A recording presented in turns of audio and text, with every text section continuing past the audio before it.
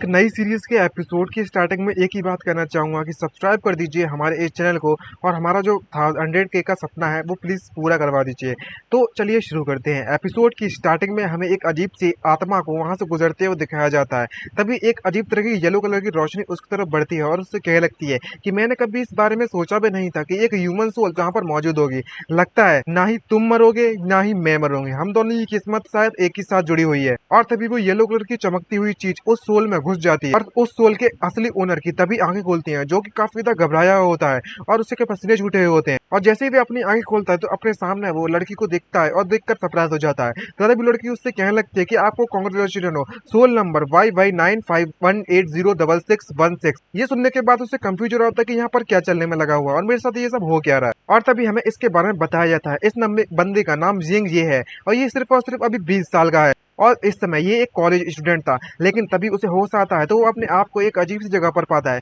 और सामने उसके खड़ी हुई लड़की उससे कहने लगती है क्योंकि तुमने काफी ज्यादा मेरिट पॉइंट्स इकट्ठे कर कर रखे हुए हैं अपने लाइफ टाइम के दौरान, जिसके कारण तुम्हें एक ऐसा मौका मिल रहा है उन मेरिट पॉइंट्स का इस्तेमाल कर कर जिससे कि तुम रीइंकार्नेशन हो चुको अपनी इच्छा अनुसार। और बता दो यही हमारे इस स्टोरी का मेन कैरेक्टर यानी कि एमसी है। तभी एमसी उससे कहने लगता है कि आखिरकार तुम मुझसे ये सब क्या कहने में लगी हुई, तुम मुझे ये बताओ कि मैं कहाँ पर मौजूद हूँ इस वक्त। तभी वो लड़की उसे समझाती है और इस जगह के बारे में बताते हुए उससे कहने लगती है कि ये जगह प्री हिस्टोरिक आर्टिफैक्ट है जिसे हम रीबर्थ का टावर भी कहते हैं और ये बहुत ज्यादा वर्ल्ड के बहुत अंत में जाकर मौजूद है और जितनी भी इस वर्ल्ड में आत्माएं हैं ये यहीं से शुरू होती है और यहीं पर खत्म होती है, यही डेस्टिनेशन है उनकी। और बात करें मेरे बारे में तो मैं यहाँ पर जितने भी सोल्स की रीबर्थ होती है मैं उनका इंचार्ज हूँ और मेरा नंबर है 177633। और एक और बात मैं तुम्हें बता देना चाहती हूँ कि मेरी जो इमेज है वो तुम्हारे यानी कि यूजर के प्रेफरेंस के हिसाब से चेंज होती जाती है, तो तुम मुझे जैसा सोच रही हो मैं वैसे ही तब्दील हो चुकी हूँ। ये बात सुनने के बाद एमसी को इस बात पर भरोसा नहीं होता तो वो कहने लगता है कि अगर तुम मेरे साथ किस तरह का प्रैंक करने में लगी हुई हो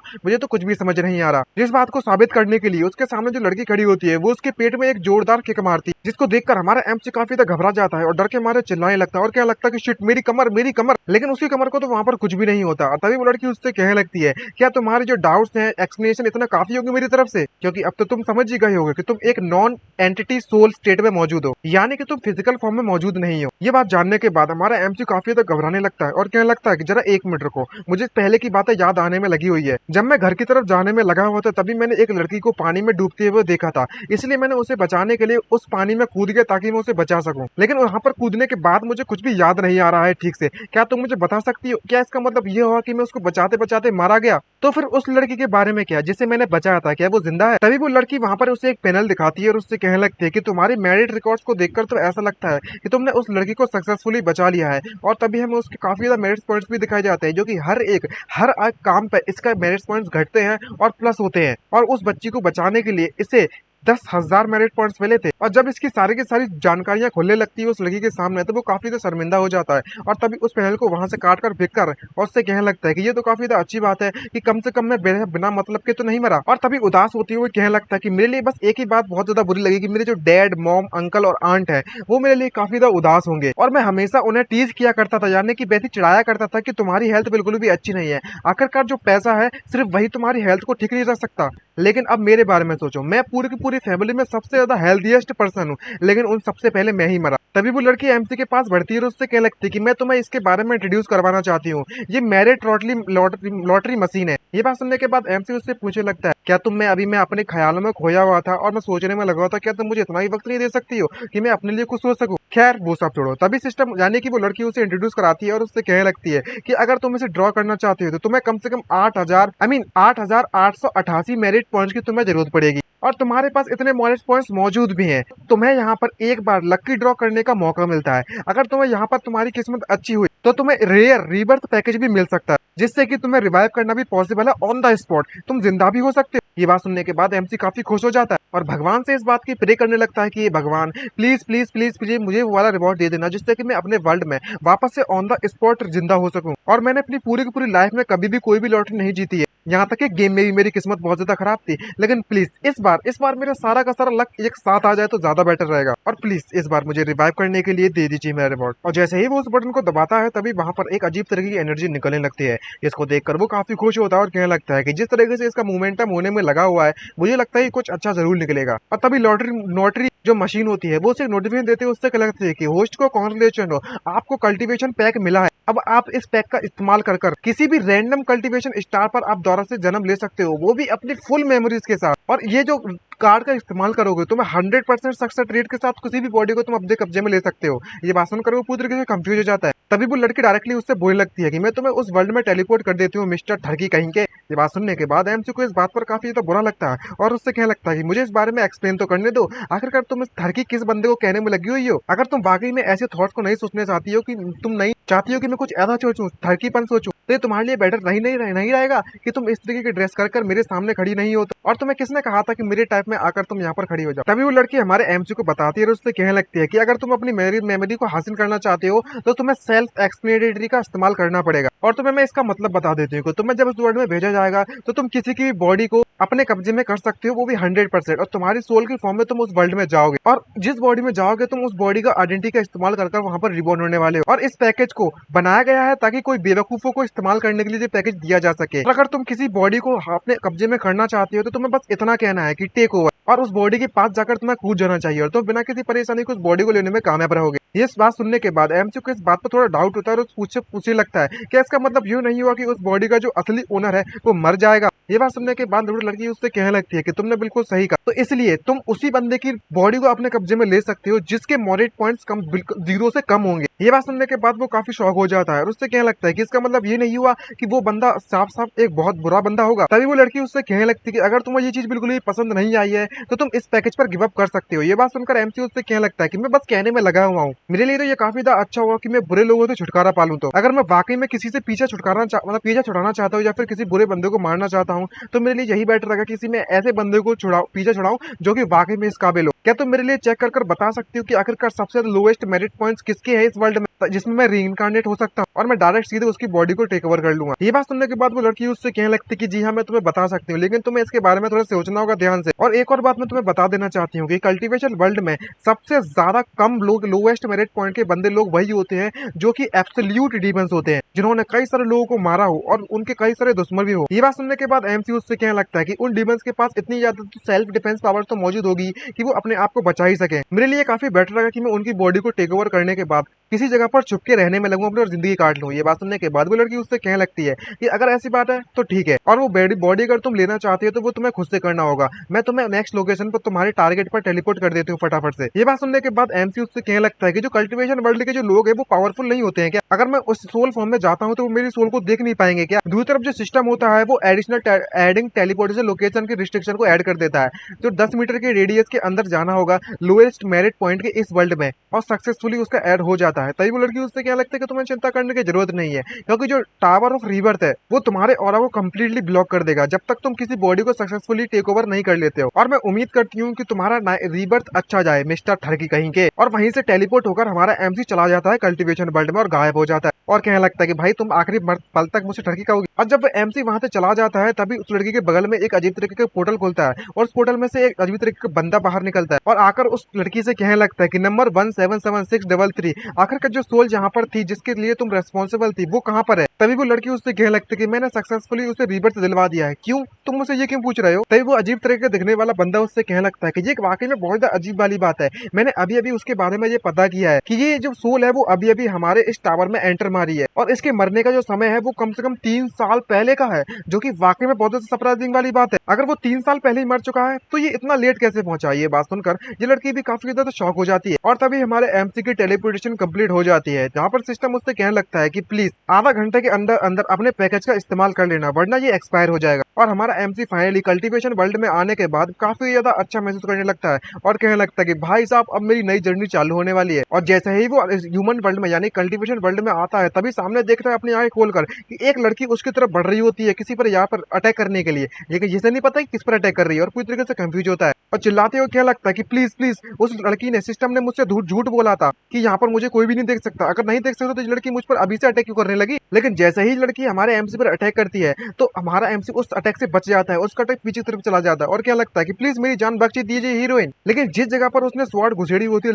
लड़की ने तो वो स्वॉर्ड उस जगह पर जाने के बाद टूटने लगती है और अजीब तरीके की रेड कलर की एनर्जी उसकी तरफ बढ़ने लगती है, जिसको देखकर वो काफी ज्यादा सरप्राइज हो जाती है और उस एनर्जी से बचने के लिए वो उस स्वॉर्ड को वहीं पर छोड़ देती है और वो स्वॉर्ड वहीं पर टूट कर चूर चूर हो जाती है। और जब वो बैक की तरफ जाती है तो पीछे एक और लड़की होती है जो कि उसे गिरने से वहीं पर पकड़ लेती है और दूसरी वाली लड़की उस लड़की से कहने लगती है, क्या तुम ठीक हो सीनियर सिस्टर? तभी उसकी सीनियर सिस्टर उससे कहने लगती है कि मैं बिल्कुल ठीक हूँ। जो मैजिक बैरियर है वो वाकई में बहुत ज्यादा एडवांस लेवल का है, लगता है कि हम अपनी स्किल्स का इस्तेमाल कर इस मैजिक बैरियर को तोड़ने में नाकामयाब रहेंगे। और जब हमारा एमसी सिस्टर को देखता है तो वो काफी कंफ्यूज होता है और कहने लगता है कि बैरियर आखिरकार ये सब क्या चलने में लगा हुआ है। इसका मतलब ये हुआ कि ये लड़कियां मुझे देख नहीं सकती और ना ही ये मुझ पर अटैक कर रही थी और मुझे लगा था कि उस लड़की ने मुझसे कहा था कि मुझे टेलीपोर्ट किया जाएगा डीमंस के पास, लेकिन आखिरकार यहाँ पर दो लड़कियां क्या करने में लगी हुई है मेरे सामने? ऐसा कहीं पॉसिबल तो नहीं है कि ये एक फीमेल डेमल है या फिर फीमेल डीमन है? कहीं उस बंदे ने गलती तो नहीं कर दी? लगता है कि मेरा जेंडर चेंज होने वाला और मैं ट्रांसजेंडर बनने वाला हूँ। ये बात सुनने के बाद वो काफी ज्यादा शॉक हो जाता है और इस बात पर इसे भरोसा भी नहीं हो रहा होता। तभी अचानक से हमारा एमसी पीछे कुछ नोटिस करता है, जिसको देखकर वो सरप्राइज हो जाता है क्योंकि इन दोनों लड़कियों के जो मेरिट्स पॉइंट होते हैं वो तो प्लस में होते हैं।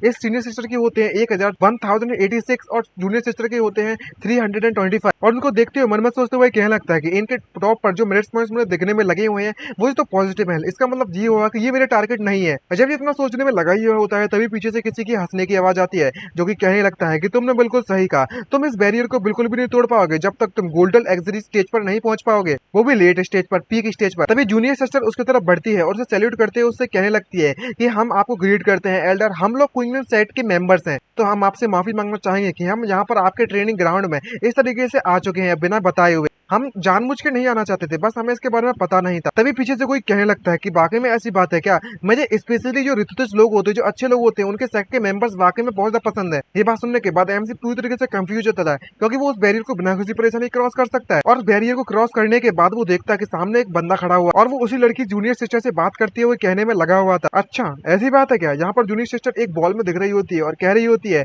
कि अगर ऐसी बात है तो सीनियर क्या आप इस मैजिक बैरियर को ओपन कर सकते हो ताकि हम लोग आप लोग को प्रॉपर्ली तरीके से ग्रीट कर सके एल्डर। तभी एमसी मन में सोचते हुए कहने लगता है कि ये बैरियर मेरे लिए कोई भी परेशानी वाली बात नहीं है जब तक मैं इस सोल स्टेट में मौजूद हूँ। और जब वो बैरियर के बाहर देखता है तो उसकी आंखें फटी फटी रह जाती है शौक के मारे, क्योंकि इस बुढ़ऊ के पास जो नेगेटिव में मेरिट्स पॉइंट्स होते हैं उसको देखकर वो शौक हो जाता है। कम से कम 100,000 से भी ज्यादा पॉइंट्स है उसके पास, वो भी नेगेटिव में। तभी बुढ़ऊ उससे कहने लगता है कि जैसा कि मैंने उम्मीद किया था ऋतु सेक्ट से, यहाँ तक कि वो बात करने का तरीका भी उनका इस तरीके से। दूसरी तरफ हमारा एमसी शौक के मारे मुंह फटारा गया होता है और कहने लगता है मन में सोचते हुए वापस से कि इसके पास नेगेटिव में कम से कम 1 बिलियन मेरिट पॉइंट्स मौजूद है। ये गाय तो ये बंदा असली का डीमन है। अब मुझे समझ में आया कि यहाँ पर मुझे क्यों भेजा गया है, ये सबसे बड़ा डीमन है यहाँ का। आखिरकार इस बंदे ने कितने ज्यादा बुरा काम किए होंगे। अगर मैं इस बंदे की बॉडी को टेक ओवर कर लेता हूँ तो इसका मतलब ये हुआ कि मैं कम से कम उन दो लड़कियों को तो बचा ही सकता हूँ। लेकिन यार मेरी किस्मत इतनी खराब क्यों निकली? ये बंदा वाकई में सीरियसली बहुत ज्यादा बुढ़ा हुआ है और बहुत ज्यादा अगली है और इसको देखकर तो ऐसा लगता है कि ये अभी के अभी मर जाएगा। मैं ऐसा बिल्कुल भी नहीं कर सकता और मेरी जर्नी स्टार्ट होने से पहले ही खत्म हो जाएगी। तभी जिस जगह पर वो दोनों की दोनों लड़कियां बंद होती है उस जगह पर एक अजीब तरीके की स्मोक स्क्रीन उसकी तरफ बढ़ने लगता है।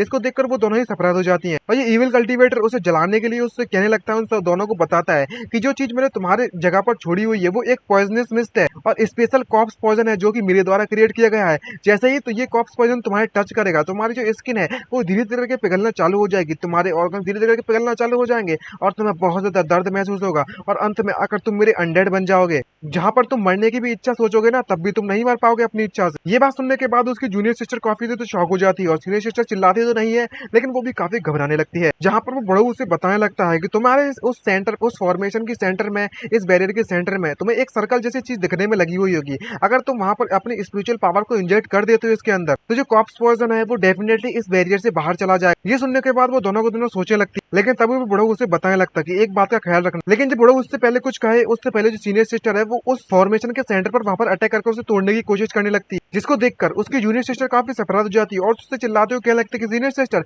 ये आप क्या करने में लगी हुई है। जहां पर उसको जब तोड़ नहीं पाती है तो वो काफी शॉक हो जाती है सीनियर सिस्टर और उससे कहने लगती है कि इस ट्रिगर बटन पर एक प्रोहिबिशन प्रोटेक्शन लगी हुई है, हम इसे नहीं तोड़ सकते। और जब बड़ऊ उसको तोड़ते हुए देखता है तो उससे क्या लगता है कि तुम ये सब क्या करने में लगी हुई हो, मैंने तुमसे नहीं कहा था क्या? तुम्हें मेरी आवाज सुनाई नहीं दे रही है क्या? ये सर्कल है वहां पर तुम्हें ज्यादा कुछ नहीं करना है बल्कि मैं अपनी एनर्जी को डायरेक्टली उसके अंदर इंजेक्ट करना है और उसका इस्तेमाल कर जो पॉइजन है कॉप्स पॉइजन है उसे तुम बाहर की तरफ भेज सकते हो। क्या तुम वाकई में इस चीज को तोड़ने के लिए इतना उत्सुक क्यों हो? आखिरकार तुम मरना चाहती हो? ये बात सुनने के बाद उसकी जूनियर सिस्टर उसके पास आकर उससे कहने लगती है कि सीनियर सिस्टर जो एल्डर है उनकी बातों को पहले खत्म तो होने दो। तभी सीनियर सिस्टर उससे कहने लगती है कि ये बंदा कोई एल्डर वगैरह नहीं है बल्कि बल्कि मैं एक इविल कल्टीवेटर जो कि लोगों को टॉर्चर कर कर काफी ज्यादा मजा आता है इन्हें। और सिर्फ इतना ही नहीं, बल्कि मैं अभी अभी ये भी कहने वाला है फ्यूचर में थोड़ी देर बाद हमसे ये कहेगा कि इस बैरियर के पार इनोसेंट लोग भी मौजूद है और हमें ऑफर देगा कि या तो अपने आप को बचा लो या फिर डायरेक्टली पॉइजन कर इनको मार दो, तुम किसी एक का ही बचा सकते हो। और ये उसके बाद ऑब्जर्व कर सकता है कि आखिरकार हम जैसे जो सेल्फ प्रोक्लेम्ड रेजिडुअस कल्टीवेटर्स है वो अपने आप को, अपनी असली पहचान को किस तरीके से रिवील करने वाले हैं। जब कोई इंसान अपने आप को बचाने के लिए आगे बढ़ता है, जब किसी के पास कोई भी कुछ नहीं बचता है, तब वो बंदा अपने असली नेचर को दिखाता है और अंत में आकर वो दोनों के दोनों ही मार देगा हम दोनों। फिर उसके बाद ही हम पर इल्जाम लगा कि हम रुतुज से बिलोंग करते हैं, लेकिन हम तो उनसे भी ज्यादा बेकार हैं। ये हमारे लिए बेटर लगा कि मैं इसको मुझे करवाने से पहले खुद ही मर जाऊं। ये बात सुनने के बाद वो डीमन भी समझ जाता, भाई ये तो काफी स्मार्ट निकली लौंडिया। ये बात सुनने के बाद हमारा एमसी मन में सोचते हुए कहने लगता है, अरे भाई यही तो चीज है, ये तो बिल्कुल वैसी सिचुएशन हो रखी है जैसे कि मैं तो इसके बारे में प्रेडिक्ट किया था कि तुम क्या प्रेडिक्ट करोगे। जहाँ तक ये डीमन है अब इसके सामने कुछ भी नहीं कह पा रहा, इस डीमन को भी स्पीचलेस कर दिया इस लौंडिया ने। उसके बाद वो बॉल अचानक से वो चमकने लगती है, जिसको देखकर वो दोनों के दोनों सिस्टर्स काफी ज्यादा शॉक हो जाती है। तभी वो सीनियर सिस्टर उसको कहने लगती है कि तुम्हें चिंता करने की जरूरत नहीं है, ये बस एक प्रोजेक्शन क्रिस्टल बॉल। जिस बात को जानने के बाद वो डीमन हंसने लगता है और उससे क्या लगता है कि तुम तो वाकई में बहुत ज्यादा स्मार्ट निकली थी, जितना मैंने सोचा था उससे भी ज्यादा तुमने बिल्कुल सही समझा है। आखिरकार जो इस बैरियर की जो आउटसाइड है, यहाँ पर मोर्टल चिल्ड्रंस बैठे हुए हैं जिन्हें मैंने पकड़ कर रखा हुआ है। मैं वाकई में इस बात को देखने के लिए, इस चीज को देखने के लिए इंतजार नहीं कर सकता कि आखिरकार तुम कितने ज्यादा समय तक क्लियर हेडेड रह सकती हो जब तुम्हें उस कॉप्स वर्जन के द्वारा टॉर्चर किया जाएगा और अपनी खुद की मौत के लिए भीख मांगने में लगी होगी। इतना सा सुनने के बाद अपनी जो सीनियर सिस्टर होती है वो अपने स्टोरेज रिंग से एक अजीब तरह की बोतल बाहर निकालती है, जिसको देखकर जूनियर सिस्टर काफी खुश हो जाती है, सरप्राइज हो जाती है और उससे कहने लगती है, ये क्या डिटॉक्सिफिकेशन पिल है क्या? जैसा कि मैंने उम्मीद किया था सीनियर सिस्टर से, तुम हमेशा हमेशा के लिए तैयार रहती है। ये बात सुनने के बाद ये डीमन उससे कहने लगता है कि ये पूरी तरह रिडिकुलस है, तुम्हें वाकई में ऐसा लगता है कि मेरे कॉप्स पॉइजन की जो डिटॉक्सिफिकेशन की पिल्स हैं वो काम करेंगी और तुम इतनी आसानी से इसे डिटॉक्सिफाई कर भी पाओगी? ये बात सुनने के बाद उसकी सीनियर सिस्टर उससे कहने लगती है कि ये कोई डिटॉक्सिफिकेशन पिल नहीं बल्कि मैं ये पॉइजन है जिसे मैंने खुद अपने आप से क्रिएट किया। ये देख सुनने के बाद उसकी जूनियर सिस्टर कभी शॉक में भर जाती है और तो वो और भी ज्यादा शॉक हो जाती है जब उसकी सीनियर सिस्टर ये बताती है ये जो पॉइजन मेरे पास मौजूद है वो हवा में मिक्स होकर कलरलेस है और ऑर्डरलेस है, इसे टेस्ट नहीं किया जा सकता, ना ही इसे देखा जा सकता है और जो भी फाउंडेशन लेवल के नीचे के होंगे वो बस इसको सूंघते ही तुरंत मर जाएंगे। ये बात सुनने के बाद उसकी जूनियर सिस्टर चिल्लाते उससे कहने लगती घबराते हुए कि जरा एक मिनट रुको सीनियर सिस्टर, आखिरकार तुम इस पॉइजन के साथ करना क्या चाहती हो? इसकी सिर्फ और सिर्फ कल्टीवेशन लेवल तो 9 है। तभी सीनियर सिस्टर एक्सप्लेन करते हुए उससे कहने लगते कि अगर हम इस कॉप्स पॉइजन में इस मेरे पॉइजन को मिलाने के बाद उन सभी सारे के सारे मिक्स करने के बाद इस कॉप्स पॉइजन को बाहर की तरफ फॉर्मेशन के भेजते हैं तो जितने भी बच्चों को इस डीमन ने पकड़ा हुआ है वो ऑन द स्पॉट मर जाएंगे बिना पेन के, बिना दर्द के और उन्हें पता भी नहीं चलेगा और उसके बाद हम अपने आप को भी खत्म कर लेंगे। और इसकी ये व्यवस्था देखने के बाद उसकी जूनियर सिस्टर तो कतई शॉक हो जाती है और वो डीमन और हमारा एमसी तो पूरी तरह से सरप्राइज हो जाते हैं। इन्होंने कभी सोचा भी नहीं था कि इसकी जो सीनियर सिस्टर है वो इस तरीके से सोच भी सकती है। तभी उसकी जूनियर सिस्टर उस पॉइजन को पकड़ती है, उससे कहने लगती है कि तुम्हें इतना इंपल्सिव होने की बिल्कुल भी जरूरत नहीं है, हम कुछ ना कुछ नया प्लान के बारे में सोच सकते हैं सिस्टर। तभी उसकी सीनियर सिस्टर उससे मना करती है और उससे कहने लगती है कि मेरे पास सिर्फ यही एक आखिरी आइडिया बचा हुआ है और कोई रास्ता बचा ही नहीं है और सबसे ज्यादा बेस्ट तरीका यही है। ये बात सुनकर उसकी जूनियर सिस्टर उससे कहने लगती है कि आखिरकार ये सबसे ज्यादा बेस्ट कैसे हो सकता है कि अगर हम अपने आप को मारने वाले हैं तो हम इस बच्चों को क्यों मारे? ये बात समझ नहीं आ रही है मुझे और इन्हें मारने के बाद हम अपने आप को भी मार लेंगे। ये बात सुनने के बाद उसकी सीनियर सिस्टर उससे कहने लगती है कि हमारे लिए ये बेटर रहेगा कि हम लोग अपने आप को खुद ही मार लें। हमारा जो शरीर है यानी कि हम इस सिविल कल्टीवेटर के लिए कोई मनोरंजन की कोई चीज बन जाए, इससे बेटर तो हम खुद को मार ही लें। तो ये बात सुनने के बाद वो एविल कल्टीवेटर भी वहां पर कुछ नहीं कह पाता। दूसरी तरफ उस क्रिस्टल बॉल में देख रहा होता है जहाँ पर सीनियर सिस्टर जबरदस्ती अपने जूनियर सिस्टर को पॉइजन देते हुए उससे कहने लगती है कि अगर तुम वाकई में इसको नहीं देख सकती हो तो तुम्हें बस कुछ सूंघना है और तुम टपक जाओगी एक ही झटके में। लेकिन वो मरना नहीं चाहती और कहने लगती है कि senior sister please please please दूर रखो इससे मुझसे। तभी सीनियर सिस्टर उससे कहने लगती है कि ये तो बस कुछ स्लीपिंग है, तुम्हें ऐसा लगा कि तुम सोने में लगी हुई हो और कोई भी दर्द महसूस नहीं होने वाला है तुम्हें। लेकिन जूनियर सिस्टर कहने लगती है कि प्लीज इससे मुझे दूर रखो यार प्लीज। यहाँ पर हमारा एमसी सिचुएशन को देखकर काफी शॉक हो जाता है और मन में सोचते भाई क्या लगता है कि ये डीमन है वो वाकई में इसको मजेदार चीजों को देखना चाहता था और एंजॉय करना चाहता था, लेकिन इसे कैसे पता होगा कि जिस बंदों को इन लोगों ने पकड़ा हुआ है वो तो सनकी है पूरी तरीके से। लगता है कि इसने गलत लोगों को पकड़ लिया है। जो सीनियर सिस्टर है वो कुछ ज्यादा ही क्लियर हेडेड है और जबकि हमारा एमसी अभी बचाना चाहता है, हीरो बनना चाहता है तो अब उसके पास कोई भी मौका नहीं बचता और कहने लगता है कि मैं और ज्यादा हेजिटेट नहीं कर सकता। अब कोई घंटा फर्क नहीं पड़ने वाला कि जो मॉन्स्टर है यानी कि जो डीमन है वो बहुत ज्यादा अगली है। अगर मैं इस वक्त मूव नहीं करता हूँ तो शायद ये जितने भी लोगों को सीनियर सिस्टर से पहले भेजा गया है यहाँ पर वो इसका मुकाबला नहीं कर सकते और सीनियर सिस्टर को देखकर लगता है कि ये इतनी पावरफुल भी नहीं है कि इस डीमन का मुकाबला कर सके। मुझे इससे पहले कुछ करना होगा। और जैसे ही वो उसकी बॉडी को टेक ओवर करने के लिए जाता है तो जो ओल्ड डीमन है यानी कि ये बुढ़ऊ है वो अपनी स्टोरेज रिंग को एक्टिवेट करते हैं और कहने लगता है उससे, क्या तुम अपने आप को मारने के बारे में सोच रही हो? इसके बारे में कभी सोचना ही मत। दूसरी तरफ हमारा एमसी उसके काफी नजदीक आकर टेक ओवर बोल देता है यानी कि बॉडी लेने के लिए, लेकिन जैसे वो बॉडी लेने के काफी नजदीक होता है तभी अचानक से उसके सामने अजीब तरीके की चीजें आ जाती है रेड कलर की, जिसको देखकर वो पूरी तरीके से कंफ्यूज हो जाता है और वो रेड कलर के बैरियर में घुस जाता है, जिसको देख हमारा एमसी चिल्लाते हुए कहने लगता है कि जरा 1 मिनट रुको, ये सब क्या चलने में लगा हुआ है यहाँ पर। और पता चलता है कि उस बुढ़ऊ के सामने कई सारे डेड बॉडीज वहां पर आ जाती हैं और वो बुढ़ऊ उन डेड बॉडीज को कल्टीवेट कंट्रोल करने में लगा हुआ, और उन्हीं कई सारी डेड बॉडीज में से एक बॉडी में हमारा एमसी घुस चुका है, जिसको देखकर एमसी पूरी तरीके से कंफ्यूज होता है। जहां पर वो उस ओल्ड अगली मैन को यानी कि उस बुढ़ऊ को कंट्रोल करना चाहता था, अब वो किसी अनजान बॉडी में घुस चुका और उन सभी के सभी बॉडीज को बाहर निकालने के बाद बुढ़ऊ कहने लगता है कि जाओ और सभी को पकड़ लो। तभी सीनियर सिस्टर अपनी जूनियर सिस्टर को चिल्लाते उससे कहने लगती है कि तुम्हें सावधान रहना होगा, वे सभी के सभी कॉप्सेस, और हमारा एमसी अभी भी इस बॉडी को पूरी तरीके से कंट्रोल नहीं कर पा रहा होता और क्या लगता है सर 1 मिनट रुको, यहाँ पर क्या चलने में लगा हुआ है ये सब। और ध्यान से इस बॉडी को देखने लगता है और कहने लगता है कि अभी अभी जब मैं इस बुढ़ऊ की बॉडी को कंट्रोल करने के लिए जा रहा था तभी इसने अपने कुछ कुछ ज़ॉम्बीज को समन कर लिया, लेकिन मैंने उस बुढ़ऊ की बॉडी को कंट्रोल ना करते हुए मैंने एक ज़ॉम्बी की बॉडी में घुस चुका हूँ और बिना कुछ सोचे समझे इस वक्त मैं एक रियल ज़ॉम्बी बन चुका हूँ। और इसे सोचकर वो पूरी तरह से पसीना पसीना हो जाता है घबराते। आखिरकार मेरे साथ ही ऐसा स्कैम होना जरूरी था क्या? और सिर्फ इतना ही नहीं बल्कि मैं अभी इस बॉडी को पूरी तरीके से कंट्रोल भी नहीं कर सकता, वह डीमन अभी पूरी तरीके से कंप्लीटली कंट्रोल करने में लगा हुआ है। और जैसे ही पूरी तरीके से वो अपने कंट्रोल खो देता है तभी उसके दिमाग में एक नोटिफिकेशन आता है कि डिंग, होस्ट की कॉन्शियसनेस को डिटेक्ट किया गया है, क्रिएटिंग सिस्टम को सक्सेसफुली रीस्टार्ट किया जा रहा है। ये देखने के बाद एमसी पूरी तरह से शॉक हो जाता है। यहाँ पर सिस्टम उससे कहने लगता है कि जो सिंक्रोनाइजेशन रोस्ट है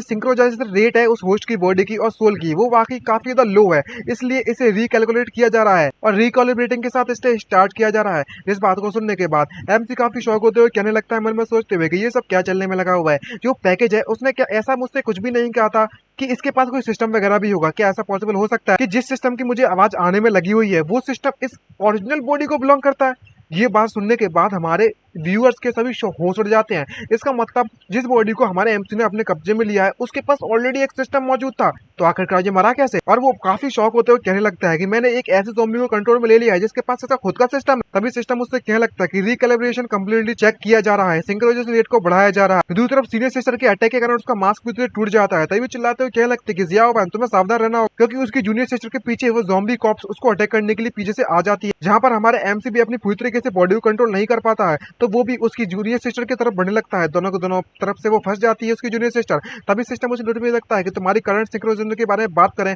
तो वो करंट सिंक्रोनाइजेशन रेट तुम्हारी 400% है और उसकी जूनियर सिस्टर इस दोनों तरफ से आए हुए अटैक को बिल्कुल भी डॉज नहीं कर सकती। तभी हमारा एमसी पूरी तरीके से उस बॉडी को कंट्रोल में ले लेता है और एक मुक्का मारता है उस ज़ॉम्बी पर और उससे क्या लगता है कि तुम्हारे कहने का मतलब क्या है और तुम ये सब क्या कहने में लगी हुई हो कि 400%? क्या मैं कोई मशीन वगैरह हूँ? और फाइनली हमारा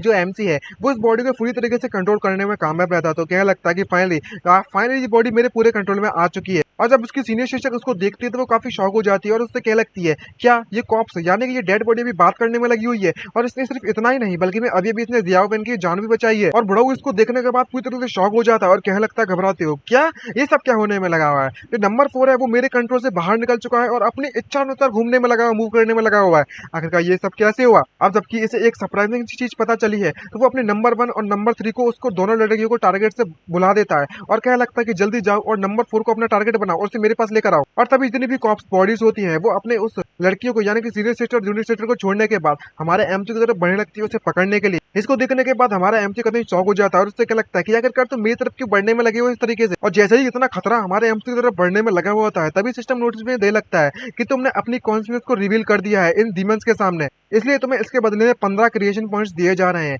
इसको सुनने के बाद एमसी और भी ज्यादा कंफ्यूज हो जाता है और पूरी तरह से सरप्राइज होता है और चिल्लाते उससे क्या लगता है कि आखिरकार ये क्या चीज है, क्रिएशन पॉइंट्स? आखिरकार जो सिस्टम का नोटिस वो मेरा मजाक उड़ाने में लगा हुआ क्या? और तभी हमारे सिस्टम भैया उससे कहने लगते हैं कि ये हमारा सिस्टम जो तुम्हारे पास मौजूद है होस्ट, ये सिर्फ और सिर्फ एक ही आइडियल पर काम करता है, वीक के हमेशा कमजोरों का साथ दो और ताकतवरों से पंगे लो। ये बात कहने के सिस्टम उसे एक्सप्लेन करता है कि अगर तुम पावरफुल लोगों के साथ अपना ऐसे एक्ट करते हो जैसे कि डिफेंस करने में लगे हुए हो तो तुम्हें उसके बदले में कुछ क्रिएशन पॉइंट्स मिलेंगे। ये बात सुनने के बाद एमसी कंफ्यूज उससे कहने लगता है कि तुम्हारा मतलब क्या है कि डिफेंस की तरह एक्ट करना है मुझे? तभी सिस्टम उससे कहने लगता है कि इसका मतलब ये है कि तुम्हें ऐसे काम करने हैं जो कि तुम्हारे लिए बहुत ज्यादा डिसएडवांटेजियस है, यानी कि नुकसान भरे है तुम्हारे लिए और तुम्हें हमेशा खतरे में डालते हैं। ये बात सुनने के बाद हमारा एमसी उससे कहने लगता है कि इसका मतलब ये नहीं हो गया क्या तो ये एक सुसाइड हो। आखिरकार तुम अपने आप को एक सुसाइड सिस्टम क्यों नहीं कहते? तो सिस्टम अपनी जस्टिफिकेशन देता है और उससे क्या लगता है कि जो सिस्टम है वो लाइफ को जन्म देता है, वो भी मौत के बाद। आखिरकार जो स्टॉर्म है वो खत्म होने के बाद ही तो शांति आती है और हमेशा मिस फॉर्च्यून को ही फॉर्च्यून में बदलता है। और जैसे जैसे तुम डिफेंस करोगे उतना तुम्हारी लॉन्गेटिविटी बढ़ेगी। ये बात सुनने के बाद एमसी अटैक को डॉज करते करते साथ में उससे क्या लगता है लॉन्गेटिविटी।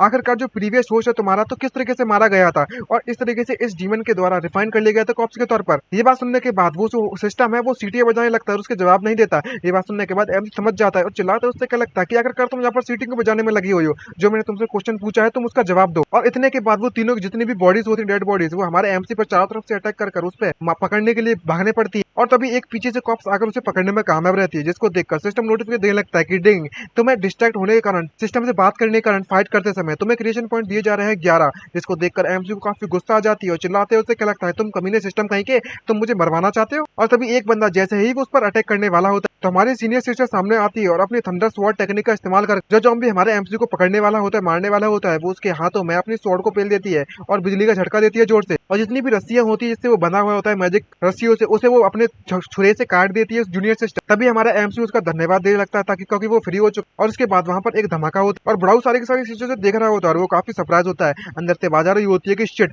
तुम्हें केयरफुल होना चाहिए, ये कॉप्स पॉइजन है। अब यहाँ पर कुछ भी छुपने की जगह नहीं बची है हमारे लिए। लगता है ये पूरी पूरी जगह है वो कॉप्स पॉइजन से भर पड़ी है। जब बड़ाऊ उसको देखता है तो उससे क्या लगता है कि तुम जबकि जबकि यहाँ पर इतना ज्यादा परेशानियां खड़ी करने में लगी हुई हो तो मैं तुम्हें इस तरीके से नहीं मरने दे सकता, तो मैं तुम्हें टॉर्चर कर कर कर मारने वाला हूँ। और जब हर तरफ धुआं हो जाता है यानी कि कॉप्स पॉइजन हो जाता है तो सिस्टम हमारे एमसी को नोटिफिकेशन देते हैं उससे कहने लगता है कि तुम्हें चिंता करने की जरूरत नहीं है, जो रिफाइंड कॉप्स है उन्हें कॉप्स पॉइजन का अफेक्ट नहीं होने वाला। ये बात सुनकर एमसी उससे क्या लगता है लेकिन अगर जो दो गर्ल्स मेरे सामने खड़ी हुई है वो तो जिंदा लड़कियां हैं ना, आखिरकार वो तो मर जाएंगे। ये बात सुनकर सिस्टम उससे कहने लगता है कि सिस्टम शॉप में आप वहां पर डिटॉक्सिफिकेशन पिल का इस्तेमाल कर सकते हो। ये बात सुनकर एमसी उससे कहने लगता है कि मैं तो इस बारे में कभी पता भी नहीं किया था कि तुम्हारे पास कुछ ऐसा भी है, मुझे तुम पर बिल्कुल भी भरोसा नहीं है कि तुम आखिरकार ऐसा मुझे कुछ दे दोगे खाने के लिए। और ना ही वो मुझ पर इतना भरोसा करते हैं कि अगर मैं उन्हें कुछ खाने के लिए देता हूँ और वो खा भी लेंगे। ये बात सुनने के बाद सिस्टम उससे कहने लगता है कि एक बार वो बेहोश हो जाए तो तुम बाद में उन पिल को खिला सकते हो। तभी एमसी उससे कहने लगता है कि अगर ऐसा होता है तो वो फाइट करने लायक ही नहीं बचेंगे और सिस्टम को इससे परेशानी होने लगती है। तो वो हमारे एमसी से कहने लगता है कि ये तो वाकई में बड़ा परेशानी वाली बात है, अगर कैसा लगा कि तुम इनमें से खुद ही चुन लो कि तुम्हें क्या चाहिए। और पीछे जो बुढ़ाऊ देख रहा होता है तो वो कहने लगता है कि जो बैटल है वो यहाँ पर खत्म होने वाली है, वो सभी के सभी मरने वाले कॉप्स के कारण। और अंदर से अचानक से खांसने की चिल्लाने की आवाजें बंद हो जाती हैं और जो धुआं होता है वो धीरे धीरे गायब होने लगता है। जिसको देखने के बाद बुढ़ाऊ की आंखें फटी पड़े रहती है शौक के मारे, क्योंकि हमारे एमसी ने उसे एक अजीब तरीके का सूट दे दिया होता है जिसको देखकर कहने लगता है कि यहाँ पर मैं अपना धन्यवाद तुम्हें कहना चाहता हूँ। यहाँ पर सिस्टम ने उसे प्रोटेक्टिव क्लॉथ दे दी है, ट्राई मोड को ऑन कर दिया जा चुका है और वो दोनों के दोनों सिस्टर पूरी तरीके से कंफ्यूज हो रही होती है और कह रहे होते हैं कि आखिरकार तुम गाना की गाने में लगे हो। यहाँ जब हमारा एमसी उनका धन्यवाद देता है तो सीनियर सिस्टर उसका अपने सूट को देखकर उससे कहने लगती है कि हम है जिन्हें तुम्हारा धन्यवाद कहना चाहिए। आखिरकार अगर तुम ये कोट हमें नहीं देते तो शायद अभी तक हम इस कॉप्स पॉइजन के द्वारा मारे जा चुके होते। और सिर्फ इतना ही नहीं है बल्कि हमारे बॉडी में इतनी भी चोटें लगी थी और इतना भी थोड़ा बहुत पॉइजन जा चुका था, इस सूट का इस्तेमाल करने के बाद पूरी तरह से हील होता जा रहा है। तभी उसकी जूनियर सिस्टर उसके तरफ बढ़ती है और उससे कहने लगती है कि तुम वाकई में वही रिफाइंड कॉप्स हो जिसका इस्तेमाल डीमन करने में लगा हुआ था। मैंने कभी भी ऐसा नहीं सुना है अपनी पूरी लाइफ में जहां पर रिफाइंड कॉप्स इस तरीके से बात कर सके। ये बात सुनकर एमसी कुछ भी नहीं कह पाता वहां पे। तभी ये सारी की सारी सिस्टर्स को देखते हुए बड़ा हंसने लगता है और उससे कहने लगता है कि मैंने इससे पहले जितनी मैंने तुम्हें वाकई में अंडर एस्टिमेट कर लिया। इससे पहले मेरे पास जितनी भी कॉप्सेस मौजूद थी उनमें से मैंने फाउंडेशन लेवल के कम वाली जितनी भी पावरफुल थी उन कॉप्सेस का इस्तेमाल किया था तुमसे निपटने के लिए। लगता है कि मुझे अब पावरफुल कॉप्सेस का इस्तेमाल करना ही पड़ेगा। ये बात सुनने के बाद वो तीनों के तीनों शॉक हो जाते हैं और ये डीमन भी बुढ़ाऊ काफी तो खुश होते हुए कहने लगता है कि जो नंबर 4 है उसकी कॉन्शियसनेस अपने आप जाग चुकी है, जो कि मेरे लिए काफी ज्यादा सरप्राइजिंग वाली बात है। और मैं वाकई में मुझे देखकर ऐसा लग रहा है जैसे कि भगवान वाकई में मेरे साइड है और मैं इस इतनी खुशी को झेल नहीं पा रहा हूँ। और अपनी रिंग को एक्टिवेट करने के बाद अपने रिंग में से और कॉप्सेस को निकालकर ऑर्डर देने लगी कि जो जिंदा लड़कियां हैं उन दोनों लड़कियों को मार दो और जो कॉप्स नंबर 4 है उसको जल्दी से कैप्चर कर लो और चाहे कुछ भी हो जाए उसमें एक भी चोट का निशान नहीं लगना चाहिए इस कॉप्स। और देखकर पता चलता है कि ये पावरफुल कॉप्स होती है, जिसको देखने के बाद एमसी भी काफी शॉक हो जाता है और उससे क्या लगता है कि यहाँ पर अभी भी 2 मौजूद है। शिट हम तो फंस गए। और इतनी ज्यादा पावरफुल कल्टिवेटर्स को देखती है कॉप्स को देखती है तो सीनियर से काफी घबराने लगती है और उससे कहती है कि शिट ये प्रेशर तो बिल्कुल सेम मेरे मास्टर की तरह है। और इस डीमन ने जिस कॉप्स को रिफाइन किया हुआ है वो फाइनल स्टेज पर है, एक्सिलरी स्टेज के। लगता है कि हमारा तो यहाँ पर निपटारा होने वाला है। तभी अचानक से उसके दिमाग की बत्ती जलती है और वो हमारे एमसी की गर्दन पर अपनी स्वॉर्ड रख लेती है। इसको देखकर एमसी भी सरप्राइज होता है। जूनियर सिस्टर पीछे से कहने लगती है कि सीनियर सिस्टर ये क्या करने में लगी हुई हो। तभी हमारा जो एमसी है वो भी काफी शौक होते हुए कुछ नहीं कर पाता। तभी सीनियर सिस्टर उसके कान में आकर उससे कहने लगती है कि तुम्हें मेरे पास और मेरे साथ मिलकर कॉपरेट करना होगा, तभी हम लोग यहाँ पर जिंदा निकल पाएंगे। क्योंकि जो इविल कल्टिवेटर है इससे पहले उसने लो लेवल की ज़ॉम्बी को इस्तेमाल किया था जो कि सिर्फ और सिर्फ फाउंडेशन लेवल फर्स्ट के कम से कम जितने भी कल्टीवेशन लेवल थे सिर्फ उतनी पावर थी उनकी, क्योंकि इसे पता था अगर वो और भी ज्यादा एंटरटेनमेंट हासिल करना चाहता है तो वो धीरे धीरे करके अपने कॉप्स रिफाइनमेंट की जितने भी रिफाइंड कॉप्स हैं उनके लेवल को बढ़ाते हुए जाएगा और हम पर अटैक करेगा और एक ऐसे एंजॉयमेंट करेगा जैसे कि एक केज में कई सारे बीस्ट आपस में कैद होने के बाद फाइट करने में लगे हुए जिंदा रहने के लिए, और इस शो को एंजॉय कर उसे काफी अच्छा भी लगता है। अब जबकि इसने एक्सिलरी स्टेज में रिफाइंड कॉप्सेस को भेज दिया तो मैं सिर्फ और सिर्फ एक ही पॉसिबिलिटीज को महसूस कर सकती हूँ, क्योंकि उसका जो गोल है वो पूरी तरह से चेंज हो चुका है। अब वो हमें पूरी तरीके से टॉर्चर कर करके नहीं मारना चाहता, बल्कि मैं वो तुम्हें पकड़ना चाहता है, क्योंकि तुम एक स्पेशल रिफाइंड कॉप्स हो जिसके अंदर खुद की कॉन्फिडेंस है जो जिंदा है। और जैसे ही वो उस पर स्वॉर्ड रखती है उसकी गर्दन पर, वो सामने जितनी भी कॉप्स होती हैं वो वहीं पर रुक जाती हैं, जिसको देखकर एमसी भी काफी सरप्राइज होता है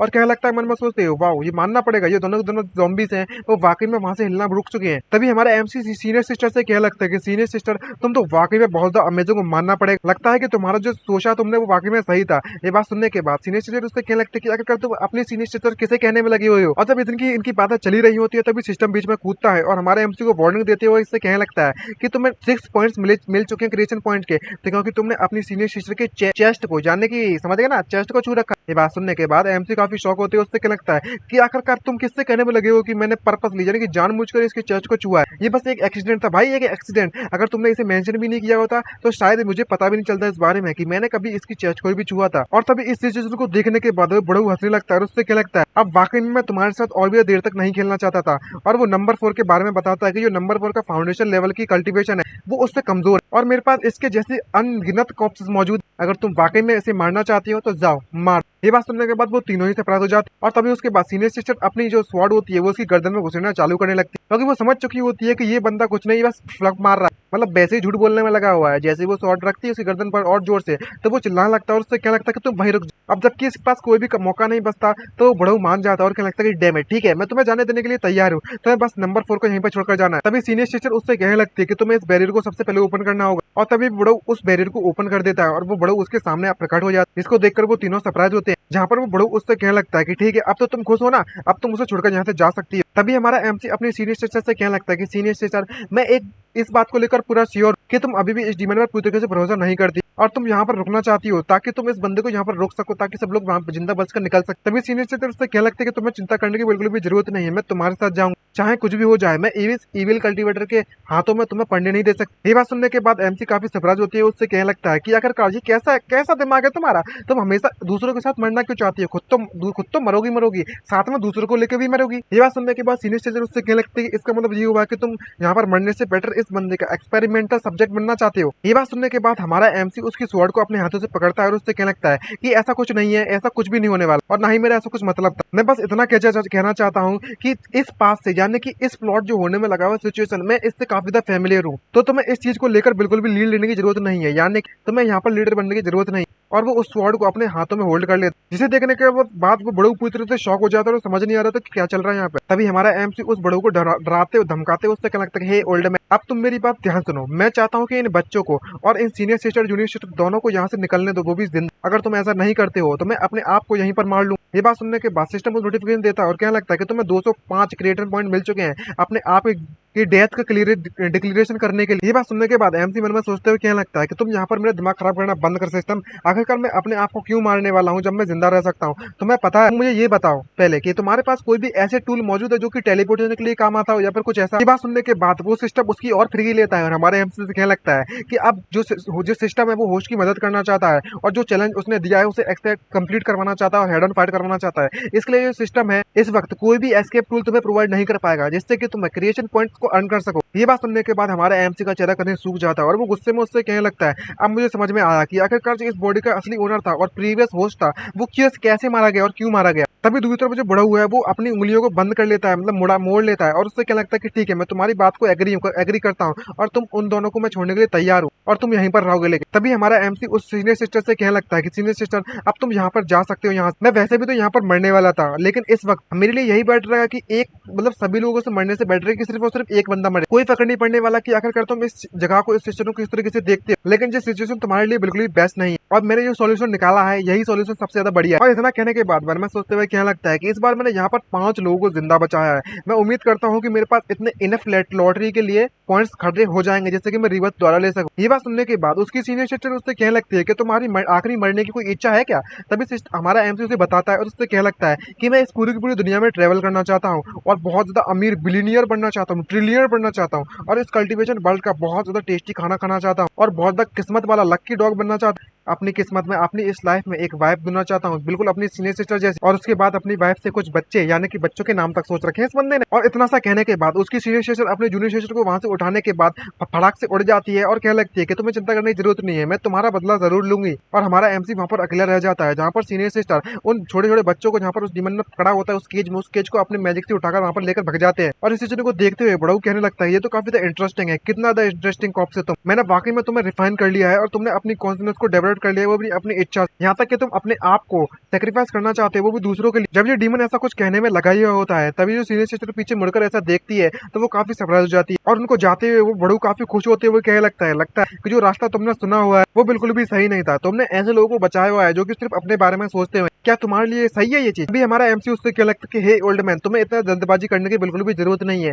ये तुम्हारे लिए बेटर रहेगा कि तुम यहीं पर खड़े रहो कम से कम आधा घंटे के लिए। और मन में सोचते हुए क्या लगता है कि ये वाकई में इस तरीके से उन लोगों को जाने दे नहीं सकता, ये जो चीज जा रही है सिचुएशन जा रही है वो कुछ ज्यादा ही आराम से नहीं जा रही है, ये मुझे कुछ डाउट लग रहा है। ये बंदा एक नंबर का डीमन है, ये negative 100 million points merit points इसके सर पर लगे हुए हैं, मैं नहीं मानता कि इसने कुछ ना कुछ गड़बड़ नहीं की। और तभी हमें बाहर का सीन दिखाया जाता है जहां पर सीनियर सिस्टर और जूनियर सिस्टर वहां से निकलने में लगे हुए थे, तो वो जो कपड़े पहने थे वो वहां पर गायब हो जाते हैं, जिसको देखकर वो कहने लगती है वाओ ये कोड तो डिसअपॉइंट हो गया, ये काफी सरप्राइजिंग वाली बात है। और तभी सीनियर सिस्टर से कहने लगती है कि वो इविल कल्टीवेटर हमारा पीछे नहीं करने में लगा हुआ है, लगता है कि जो रिफाइंड कॉप्स है उसने हमारी जान बचा ली है। लेकिन सीनियर सिस्टर की जो हालत होती है वो कुछ ठीक नहीं लग रही होती है और जिसको देखकर उसकी जूनियर सिस्टर काफी सरप्राइज होती है, उससे कहने लगती है कि आपके साथ क्या हुआ। सीनियर सिस्टर यहाँ पर उसकी सीनियर सिस्टर से बताने लगती है कि जिससे पहले कि हम लोग उस गुफा से बाहर निकले थे तब मैंने उस डीमन को क्रॉस करते हुए देखा था अपनी फिंगर्स को, और इसका मतलब ये हुआ कि इस फिंगर्स को तब क्रॉस किया जाता है जब वो मैजिक सर्कल्स को क्रिएट करने में लगा हुआ था डिस्टेंस से। और इसका मतलब ये हुआ कि वो डीमन जो कॉप्स थी जो कि बोलने में लगी हुई थी यानी कि हमारा एमसी, वो यहाँ से उसे जाने की बिल्कुल भी इच्छा नहीं है, बच नहीं पाएगा वो। और जो कॉप्स है वो इस वक्त जो रिफाइंड कॉप्स है वो हमारे लिए समय निकालने में लगी हुई है ताकि हम यहाँ से उस डीमन के चंगुल से बचकर निकाल सके। लेकिन वो जो डीमन है वो भी समय निकालने में लगा हुआ है ताकि जल्द से जल्द वो अपने मैजिक सर्कल को कंप्लीट कर सके, ताकि उस डीमन के लिए यानी कि उस कॉप्स के लिए सुसाइड भी कमिट करना काफी ज्यादा कठिन हो जाएगा। ये बात सुनने के बाद उसकी जूनियर सिस्टर काफी ज्यादा सरप्राइज हो जाती है और मुझे इस बात का डर भी है कि वो इस बात को हेजिटेट भी करेगा, इस बात को पता चलने के जो इविल कल्टीवेटर है उसे पकड़ने के बाद हमारे साथ फाइट करने वाला है जब तक हमें से कोई मर ना जाए। अंत में आकर मैंने उसे वार्निंग भी नहीं दी और जो डीमन कल्टीवेटर है उसने जानबूझकर अपनी 2 उंगलियां मुझे दिखाई थी और इस पूरे के पूरे गेम में वो डीमन कल्टीवेटर फाइनल विनर निकला। क्योंकि इस वर्ल्ड में जब कोई भी सर्वाइवल की फाइनल होप होती है उसमें किसी का भी कितनी भी हिम्मत क्यों ना हो वो हमेशा सेल्फ डिजायर में कन्वर्ट हो जाती है और वो बंदा हमेशा अपने आप को जिंदा बचाने के लिए कुछ भी करने के लिए तैयार होता है। और इस बैटल के दौरान पूरे के पूरे मेरे जो रिथुरस हार्ट है, जो अच्छा वाला हार्ट है, उस पर एक धब्बा पड़ चुका है और मुझे इस बात का डर है कि फ्यूचर में यहाँ पर इस मेरे दिल को, अच्छे वाले दिल को किसी डीमन के द्वारा, इनर डीमन के द्वारा एब्जॉर्ब कर लिया जाएगा, डाइवर्ट कर लिया जाएगा फ्यूचर में, जो कि मेरे कल्टीवेशन पाथ के लिए काफी तक कठिन होने वाला। ये बात सुनने के बाद उसकी जूनियर सिस्टर को समझाती है और उससे कहने लगती है कि सीनियर सिस्टर इसमें तुम्हारी कोई भी गलती नहीं है, किसको भी नहीं पता था कि आखिरकार वो डीमन कल्टीवेटर वो इस तरीके की ट्रिक का अपनाएगा और इस सिचुएशन में हम कर भी कह सकते हैं। तभी सीनियर सिस्टर वहां से जाते हुए उससे कहने लगती है कि अब हमें यहाँ से चलना चाहिए और इस मूवमेंट पर सिर्फ हमें एक ही चीज कर सकते हैं, हम जल्द से जल्द सेक्ट में वापस जाएं और सेक्ट मास्टर को सब कुछ बता दे, अपने मास्टर को और एल्डर्स को, ताकि वो उस रिफाइंड कॉप्स की मदद कर सके। और जैसे जैसे हमें बीतता जाता है उसी समय के साथ साथ हमारा एमसी यहाँ पर कुछ ना कुछ तो गड़बड़ महसूस करने लगता है और मन में सोचते हुए क्या लगता है ये बंदा यानी कि जो डीमन है वो डेफिनेटली यहाँ पर कुछ ना कुछ प्लान करने में लगा हुआ है, यहाँ पर कुछ भी सही नहीं चल रहा। और तभी सिस्टम मुझे नोटिफिकेशन देते हुए बताने लगता है कि तुम्हारे पैरों के नीचे एक ऑलमोस्ट सीलिंग मैजिक सर्कल को डिटेक्ट किया गया है। ये बात सुनने के बाद एमसी काफी सरप्राइज हो जाता है और कहने लगता है कि मन में सोचते हुए मैं बिल्कुल सही था, ये बंदा यहाँ पर मुझे सक्सेसफुली कंप्लीटली पकड़ना चाहता और मुझे पता था इस पर भरोसा नहीं करना चाहिए, और फटाक से अपने गर्दनों को काटने के बारे में सोचता है। लेकिन अचानक से जैसे ही करने की सोचता है तो डीमन की सर्कल फॉर्मेशन वहीं पर एक्टिवेट हो जाती है और वो अपने आप को वहां पर नहीं मार पाता, क्योंकि जो डीमन कल्टीवेटर है वो अपने मैजिक से उसके स्वॉर्ड को पकड़ उससे खींच लेता और हमारा एमसी जब अपने आप को नहीं मार पाता तो वो काफी सरप्राइज हो जाता है। और उसके बाद उसकी जो डीमन कॉप्स होती है वो हमारे एमसी को वहीं पर दबा लेती है, जहाँ पर वो बड़ो उसकी तरफ बढ़ने लगता है और उससे कहने लगता है कि तुम तो अपने आप को मारने के लिए काफी ज्यादा हेसिडेंट हो, यहाँ की जो स्वॉर्ड है उसने तुम्हारी गर्दन को एक झटके में नहीं मारा, वरना तुम्हारी इस ओल्ड बॉडी के साथ यानी कि मेरी उस ओल्ड बॉडी के साथ मेरे पास इतनी ज्यादा स्ट्रेंथ मौजूद नहीं है कि मैं अपने इस सर्कल के साथ तुम्हें रोकने में कामयाब रहती। इस सिचुएशन को देखते हुए हमारा एमसी मन में सोचते हुए कहने लगता है कि डैम इट, अपने सर को अपने हाथों से काटना, ये सिचुएशन एक कॉलेज स्टूडेंट के लिए जो कि 21वीं सेंचुरी से आया हुआ है वो बहुत ज्यादा हार्ड है। तभी वो इविल कल्टीवेटर कल्टीवेटर अपने कॉप्स को ऑर्डर देता है और कहने लगता है कि तुम जल्दी से जाओ और उन दो लड़कियों को जल्दी से जाकर मार और उन बच्चों को जो कि वो भाग चुके हैं यहाँ से बच। ये बात सुनने के बाद एमसी मुस्कुराने लगता है, रास्ते उससे कहने लगता है ये काफी तो लेट हो चुका है तुम्हारे लिए और तुम उन लोगों को कभी पकड़ने में कामयाब नहीं रहोगे। ये बात सुनकर बड़ू उससे कहने लगता है कि इससे कोई फर्क नहीं पड़ने वाला, आखिरकार मैंने उस लड़की के दिल में एक डीमन हार्ट को प्लांट जो कर दिया और वैसे भी उसकी जो जिंदगी है वो ज्यादा देर तक नहीं चलने वाली और तुमसे ज्यादा खराब नहीं होगी, ना ही तुमसे बेटर होगी और वो भी जल्दी मारी जाएगी इनर डीमन के तरह। ये बात सुनने के बाद एमसी काफी सरप्राइज हो जाता है। यहाँ पर बड़ो उसे एक्सप्लेन करते हुए उससे क्या लगता है कि तुम्हें वाकई में ऐसा लगा था कि मैं उस लड़की को इतनी आसानी से जाने दूंगा। जब वह लड़की सभी के सभी बच्चों को बचाकर जहाँ से भागने में लगी हुई थी तो मैंने उस लड़की को पर्पसली जानबूझकर अपना हैंड दिखाया था और उस लड़की ने बिना वार्निंग देते हुए अपनी जान को बचाने के लिए भाग चुकी है बिना तुम्हें कुछ बताए हुए। तुम्हें इस सिचुएशन के बारे में क्या लगता है? तुम इस वक्त ज्यादा फील करने में लगे हुए हो, तुम्हें वाकई में अपने लिए काफी ज्यादा बुरा लगने में लगा हो, मैंने सही कहा ना? ये बात सुनने के बाद एमजी तुरंत उससे क्या लगता है कि उसने मुझे वार्न किया था। ये बात सुनने के बाद वो डीमन बड़ो भी काफी शॉक हो जाता है अचानक। अब तुम खुद ही बताओ हमारा एमसी उससे क्या लगता है कि आखिरकार अगर उसने मुझे वार्न नहीं किया होता तो मैं सडनली अपने आप को मारने के बारे में क्यों सोचता? क्योंकि इसलिए सब इसलिए क्योंकि मुझे इसके बारे में पहले से पता था कि तुमने कंप्लीट कर लिया है अपने उस मैजिक सर्कल को मुझे रोकने के लिए। ये बात सुनने के बाद वो बड़ो काफी शॉक हो जाता है और उससे क्या लगता है कि ये नॉनसेंस है, तुम बकवास करने में लगी हुई हो, आखिरकार इसने तुम्हें कब वार्न किया? तभी हमारा एमसी उस डीमन की फिरकी लेते उससे क्या लगता है जा नहीं बता रहा बेवकूफ कहीं की, अगर तुम्हारे पास इतनी ज्यादा हिम्मत है ना डीमन तुम मेरे इस ट्रिक को भी नहीं देख पाए, हाँ तुम जाके टट्टी खाओ रहे। जब इतनी तरीके से चढ़ाते हुए सिस्टम नोटिफिकेशन देते हुए उससे क्या लगता है कि तुम्हें क्रिएशन पॉइंट मिल चुके हैं 168 क्योंकि तुमने यहाँ इस तरीके से इस बंदे को चढ़ाने में लगी हुई है गुस्सा और भाई इससे इस डीमन की सड़क जाती है और वो मुस्कुराते हुए उससे क्या लगता है अच्छा है बहुत अच्छा है, मैं वाकई में और भी इंटरेस्टेड होते जा रहा हूँ तुम्हारे अंदर और मैं उम्मीद करता हूँ जब मैं तुम्हारी बॉडी को टुकड़े टुकड़े करूंगा तब भी तुम कुछ ऐसा ही कहोगे मुझसे। जस्ट सिचुएशन के लिए जल्दी से जल्दी अपनी कॉप्स को ऑर्डर देता है कि जल्दी से इसे बांध दो और चलो उस लड़के को ढूंढने के लिए चलते हैं और इस लड़के इस जगह को छोड़ देते हैं सबसे फटाफट से। जहाँ पर जैसे ही वो फोर्स देने लगता है तो हमारे एमसी को काफी पेन भी होने लगता है और वो डीमन कल्टीवेटर हमारे एमसी को पकड़कर वहां से भागना चालू कर देता है। जैसे ही वो उसे ले जाने लगता है तो हमारा एमसी मन में सोचते फिर से कहने लगता है कि भाई साहब मेरी किस्मत तो यहीं पर खत्म होती है, मेरी जिंदगी यहीं पर खत्म होती है। मुझे पता है कि ये मुझे अपने साथ ले जाने में लगा हुआ है और मुझे ये भी नहीं पता लेकिन आखिरकार वो मेरे साथ क्या क्या करेगा, लेकिन इतना तो पक्का है कि मेरे मरने से इसके साथ जाना बिल्कुल बराबर ही होगा मेरे मरने के। तभी अचानक से सिस्टम उसे नोटिफिकेशन देने लगता है कि सिस्टम को यहाँ पर एक unusual synchronised rate analysis complete की जा चुकी है। ये बात सुनने के बाद एमसी भी काफी शॉक हो जाता है और मन में सोचते हुए उससे पूछने लगता है कि सिंक्रोनाइज्ड रेट एनालिसिस आखिरकार ये क्या चीज है। तभी सिस्टम उसकी फिरकी लेता है हमारे एमसी की और उससे कहने लगता है कि तुमने मेरे होस्ट ने अभी अभी मुझसे इससे पहले नहीं पूछा था कि आखिरकार मेरी जो सिंक्रोनाइज्ड रेट है वो 400% क्यों है। तभी हमारा एमसी भी घबराते हुए उससे कहने लगता है बस मैं तो बस ऐसे ही चिल्लाते हुए कहने में लगा हुआ था। तभी सिस्टम उसे ठीक से एक्सप्लेन करते हुए उससे कहने लगता है कि इस वक्त जो होस्ट की बॉडी है इस वक्त बहुत ज्यादा मात्रा में सोल पावर को कंटेंट करती है जो कि इसकी खुद होस्ट से बिलोंग नहीं करती और इसी पावर के कारण इसी एनर्जी के कारण तुम इस बॉडी को कंट्रोल करने में कामयाब रहे। लेकिन तुम्हारी सोल एनर्जी के बारे में बात कर रहे हैं तो वो कुछ ज्यादा ही स्ट्रॉन्ग और इस सोल पावर ने तुम्हें मदद कर दी है इस बॉडी को कॉप्स बॉडी को कंट्रोल करने में टेक ओवर करने में, लेकिन उसके बाद भी तुम्हारे बॉडी के अंदर अभी भी बहुत मात्रा में एनर्जी बची हुई है और इसी कारण से जो सिंक्रोनाइज्ड रेट थी वो ओवरफ्लो होने के कारण 400% तक पहुंच गई। ये बात सुनने के बाद एमसी मन में सोचते हुए कहने लगता है वाकई में ये 700% पहुंच गई थी, मुझे लगा था कि तुम यहाँ पर मजाक करने में लगे थे मुझसे। क्या ऐसा पॉसिबल हो सकता है कि जब मैं इस बॉडी को लेने में लगा हुआ तो मैंने अपने कल्टीवेशन पैक को एक्टिवेट किया था? क्या इसकी कोई एबिलिटी मैं वाकई में इस बड़ों की बॉडी को टेक ओवर करने वाला था, लेकिन किसने सोचा था कि मैं रैंडम रिफाइंड कॉप्स में घुस जाऊंगा। तभी सिस्टम नोटिफिकेशन देते हुए फिर से उसे बताने लगता है कि जो सिस्टम है उसने एनालिसिस कर लिया है सोल पावर को पूरी की पूरी और एनालिसिस को कंप्लीट कर लिया जा चुका है। जो सोल पावर है वो टेम्पररी मौजूद है तुम्हारी बॉडी और करंट सिंक्रोनाइज्ड रेट के बारे में बात करें तो ड्रॉप होकर वो 393 पहुंच चुकी है 393%, लेकिन जिससे पहले की पूरी की पूरी सोल पावर कंप्लीटली डिसेपर हो जाए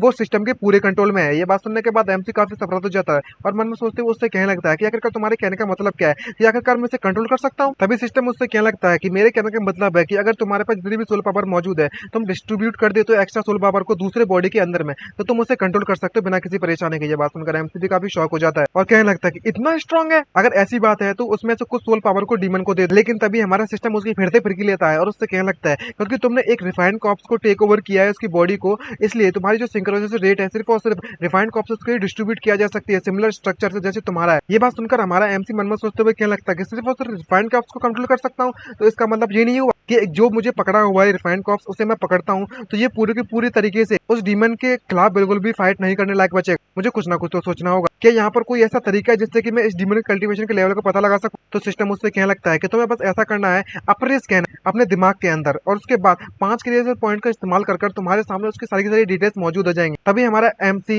अपने टेक्निक का इस्तेमाल करता है, उसकी आंखों के सामने सिस्टम स्कैनिंग आ जाती है और स्कैन करने के बाद इस डीमन के बारे में सारी डिटेल्स उसे पता चल जाती है। इसका डू लीडर नाम है, जो कि ओल्ड डीमल डू नाम से भी जाना जाता है। ये एक इंसान है और इसकी उम्र के बारे में बात करें तो 1968 साल का है और नेसेंट ट्रांसफॉर्मेशन मिडिल स्टेज पर मौजूद है, लेकिन चोट लगने के कारण गोल्डन एक्सरी लेवल पर पहुंच चुका है। जिस बंदे ने तुम्हें पकड़ा हुआ है उस बंदे का नाम जेई वेई है, जब ये ह्यूमन हुआ करता था, और ये रिफाइंड कॉप्स है। और इसकी उम्र के बारे में बात करें तो इस वक्त करंट में 440 साल, और जब ये ह्यूमन हुआ करता था तब 289 हुआ करती थी और मिडिल स्टेज गोल्ड एक्सरी पर पहुंचा हुआ है। और जब ह्यूमन हुआ करता था तब वो फाइनल स्टेज पर था गोल्ड एक्सरी के। ये बात जानने के बाद एमसी काफी शॉक हो जाता है, उससे लगता है oh my God, nascent transformation stage, ये काफी ज्यादा अच्छा हुआ, भगवान का शुक्र है कि इसके जो स्टेज है, कल्टीवेशन लेवल है, वो काफी डाउन हो गया था। बट मेरे पास जो रिफाइंड कॉप्स है उसका इस्तेमाल कर मैं कभी भी इसे हराने में कामयाब नहीं रहता। लगता है कि अब मेरे पास कोई भी चारा नहीं बचा हुआ है, मुझे गैम्बल उठाना ही पड़ेगा अगर मैं इस सिचुएशन से निकलना चाहता हूँ। तभी हमारा एमसी उस सिस्टम को ऑर्डर देता है और क्या लगता है कि मेरी सारी की सारी जितनी भी एक्स्ट्रा सोल पावर बची हुई है इस रिफाइंड कॉप्स के अंदर डाल दो। ये बात जानने के बाद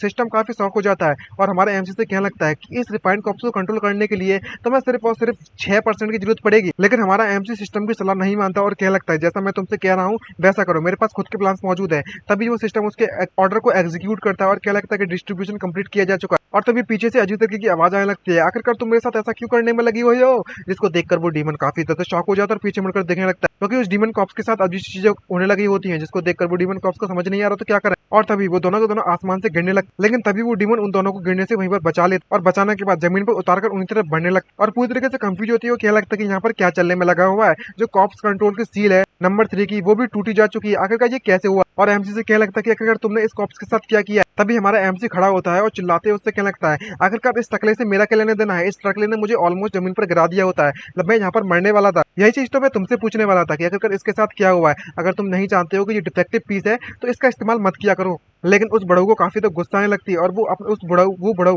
उस कॉप्स को अपनी स्पेशल रिंग में वापस डाल लेता है और क्या लगता है कि ये तुम्हारे लिए बेटर रहेगा, तो यहाँ पर किसी भी तरीके की कोई भी ट्रिक का इस्तेमाल ना करो लिटिल ब्रेड कहीं के। भले ही मैं तुम्हें यहाँ पर मार नहीं सकता अभी, लेकिन मेरे पास अभी भी कई सारे ऐसे रास्ते हैं जिससे कि मैं तुम्हें इतना दर्द महसूस करवा सकता हूँ कि तुम खुद भगाओगे कि तुम मुझे मार दो। और इतना सा कहने के बाद, सुनने के बाद हमारा एमसी वहां पर मुस्कुराना चालू करने लगता है किसी डेविल की तरह, जिसको देखकर वो बड़ऊ काफी गुस्से में आ जाता है और उससे क्या लगता है कि आखिरकार इसमें हंसने वाली कौन सी बात। जहाँ पर हमारा एमसी उससे क्या लगता है कि मानना पड़ेगा, तुम्हारी उस रिंग के अंदर अभी भी more powerful dead bodies corpse मौजूद है, मानना पड़ेगा, ये बात तो सच है। ये बात सुनने के बाद वो बड़ऊ बहुत ही शॉक हो जाता है और वो तरीके से कंफ्यूज होता है। और तभी अचानक से उसकी जो रिंग होती है वो चमकना चालू हो जाती है और उस रिंग के अंदर से जितनी भी कॉप्सेस होती है वो बाहर आ जाती हैं और वो कॉप्स आकर सीधे उस बड़ऊ के पेट में एक जोरदार मुक्का मारती है, जिसको देखकर बड़ऊ पूरी तरीके से शॉक होता है। उसके मुंह से खून निकलने लगता है क्योंकि उसे काफी चोट लग चुकी होती है और सीधे जाकर उस पत्थर से जाकर टकराता है और वहां पर तभी एक जोरदार धमाका होता है। लेकिन वो अभी पूरी तरीके से मरा नहीं है, लेकिन चोट लग चुकी होती है और खांसते खांसते खड़ा होता है और शॉक होते हुए कहने लगता है कि आखिरकार ये कैसे पॉसिबल हो सकता है, ये सब क्या चलने में लगा हुआ है। जहाँ पर वो डीमन उससे कहने लगता है कि ये एक nascent transformation stage refined corpse को मुझे रिफाइन करने में इतना पावरफुल होने के बाद भी मुझे मेरी जो लाइफ फोर्स है उसे कंट्रोल करते हुए डैमेज हो गई थी, लेकिन आखिरकार तुमने इसे कंट्रोल कैसे कर लिया बिना किसी परेशानी के। ये बात सुनने के बाद एमसी उसे चिढ़ाता है और उससे क्या लगता है कि हम जो कॉप्स होती हैं वो एक दूसरे की तरफ देखती हैं और ज्यादा अट्रैक्ट मतलब ज्यादा आसानी होता है कंट्रोल करने में, तो सीधी सी बात है ना कि हम एक दूसरे को कंट्रोल करने में कोई भी दिक्कत नहीं होने वाली। और इस तरीके के प्लान को सुनने के बाद एमसी उससे आई मीन जो सिस्टम है वो एमसी को बताता है कि तुमने जानबूझकर उस बाल्टी के अंदर सारी की सारी एनर्जी को डाल दिया, सोलर एनर्जी को, और उस तरीके से प्रिटेंड किया जैसे कि उसके साथ कुछ परेशानी हो गई हो। इस बार उस रिंग ने उसको वापस ले लिया। फिर रिंग में अंदर जाने के बाद उस रिंग के अंदर सबसे ज्यादा स्ट्रॉन्गेस्ट जो मौजूद है ना कॉप्स, उसका रिफाइन कर लिया तुमने अपनी सोल पावर का इस्तेमाल कर। मानना पड़ेगा होस्ट तुम में दिमाग तो है। ये बात सुनने के बाद एमसी उससे क्या लगता है कि मैं इस वक्त सभी के सभी रिफाइंड कॉप्सेस को कंट्रोल करने वाला था उस रिंग के अंदर जितने भी मौजूद है, और फिर इस बंदे की इतनी बुरी तरीके से पीटने वाला था कि जिंदा ना बचे। तभी बड़ो उनको देखता है और उससे क्या लगता है कि मुझे इस बात पर बिल्कुल भी भरोसा नहीं होता कि मुझे उन ऋतुदित लोगों के द्वारा हंट किया जा रहा था इतने सालों से और बिना किसी परेशानी के उनसे बचने में कामयाब भी रहा था और मैंने उन्हें हरा भी देता अपने रिफाइंड कॉप्स का इस्तेमाल कर। तभी सिस्टम वार्निंग देने लगता है हमारे सिस्टम एमसी को और उससे क्या लगता है कि तुम्हें जल्द से जल्द करना होगा। तुम्हारे पास जो ओवरफ्लोइंग सिंक्रोनाइजेशन रेट थी वो मुश्किल से ही इस नेसेंट ट्रांसफॉर्मेशन रिफाइंड कॉप्स को कंट्रोल करने में कामयाब रही और करंट में देखा जाए तो सिर्फ और सिर्फ 85% तुम्हारे पास एनर्जी बची हुई है। इसका मतलब ये हुआ कि तुम इस कॉप्स को 8 मिनट के लिए ही कंट्रोल कर सकते हो और उसके तुम्हारे कंट्रोल छूटने के बाद तुम्हें इस uncontrollable nascent transformation refined corpse का सामना खुद से करना पड़ेगा। ये बात सुनने के बाद एमसी काफी शॉक हो जाता है और क्या लगता है कि इतना फास्ट। तभी जो कॉप्स होती है वो उस बड़ऊ पर जोरदार अटैक करने लगती है ताकि वो उसे मार सके, लेकिन बड़ऊ अपने आप को बचाने के लिए कई सारी कॉप्स को बाहर बुला देता है, लेकिन कोई भी उसके अटैक के सामने टिक नहीं पाती। यहाँ पर सिस्टम हमारे एमसी को एक्सप्लेन करता है सिचुएशन के बारे में और उससे क्या लगता है कि ये एक ऐसी रिफाइंड कॉप्स है जो कि अंडरग्राउंड को ट्रेवल कर सकते हैं अंडरग्राउंड में, और शायद इस प्रॉब्ली ऐसा हो सकता है कि इसे जब रिलीज किया गया होगा जब वो बंदा कॉलेप्स किया होगा जिस स्टोन। ये सुनने के बाद एम्स मन में सोचते हुए क्या लगता है कि ये जो बुढ़ऊ है बुढ़ऊ वो वाकई में बहुत ज्यादा चालाक है, सीरियस यहाँ पर भीख बनने की प्रिटेंड करने में लगा हुआ था और स्नीक अटैक यानी कि छुपकर अटैक करने के बारे में सोच रहा था। तभी वो अपने बगल में उस बुढ़ऊ के हाथ को देखता है जिसके हाथों में रिंग लगी होती है और इस रिंग को देखने के बाद वो शॉक हो जाता है क्योंकि वो रिंग चमक रही होती है। समझ जाता है कि इसका क्या प्लान है और उसको ऑर्डर देने लगता है कि तुम जल्दी जल्दी मुझे डिफेंड करो। और तभी एक पावरफुल अटैक हमारे एम्स की तरफ बढ़ने लगता है, लेकिन वो नेसेंट सोल वाली जो कॉप्स होती है वो उसे उसके अटैक को रोकने में कामयाब रहती बिना किसी परेशानी। लेकिन उसे देखने के बाद एमसी भी काफी सरप्राइज होता है, वो अटैक को रोक नहीं पाता और कुछ तरीके से वो बाहर से निकलकर हमारे एमसी को चोट पहुंचाने में कामयाब रहती है। इसको देखकर वो बड़ू काफी खुश होने लगता है और उससे लगता है कि लिटिल ब्रेड कहीं के तुम भी भाई अकेले ऐसे बंदे नहीं है जो कि चुपके से अटैक कर सकता है स्टोरेज का इस्तेमाल कर, मैं भी उनमें से आता हूँ। इसको देखते हुए वो कॉप्स को काफी गुस्सा आ जाती है और वो उस बड़ू की तरफ जाता है, उसकी गर्दन को पकड़कर घसीट हवा में लटका लेता है और उसे मारने के लिए आगे बढ़ने लगता है। लेकिन वो बड़ू अभी भी हंसने में लगा हुआ क्योंकि एक अजीब सी चीज हमारे एमसी की बॉडी के अंदर जा चुकी है जिसको देखकर एमसी काफी शॉक हो जाता है और उस बड़ू से पूछने लगता है कि अगर तुमने अभी अभी मेरी बॉडी के अंदर क्या डाला है। और ये एक ऐसी चीज थी जिसने एक nascent transformation soul stage cultivator तक को चकमा दे दिया और उसके डिफेंस को क्रॉस कर वो मेरी बॉडी तक पहुंची। क्या था तुम जल्दी बताओ मुझे। तभी बड़ू मुस्कुराने लगता है, मुस्कुराते उससे क्या लगता है कि ये मेरी तरफ से एक तुम्हारे लिए बहुत बड़ा गिफ्ट, अब तुम इसका इस्तेमाल कर तुम मेरी ही तरह एंड होगे, तुम्हारा अंत भी मेरे ही तरह होने वाला है, तुम डेफिनेटली तुम्हारी जो मौत है वो मुझसे ही बदतर होने वाली है। और एमसी अब इसकी बकवास नहीं सुनना चाहता तो वो उस कॉप्स को ऑर्डर देने लगता है और कहने लगता है कि तुम अभी से मार दो और उस बड़ों की वो वहीं पर गर्दन दबाकर मौत हो जाती है। तभी सिस्टम उसे 2000 पॉइंट क्रिएशन के दे देते उसे मारने के बदले में। ये बात सुनकर एमसी उससे कहने लगता है कि सिस्टम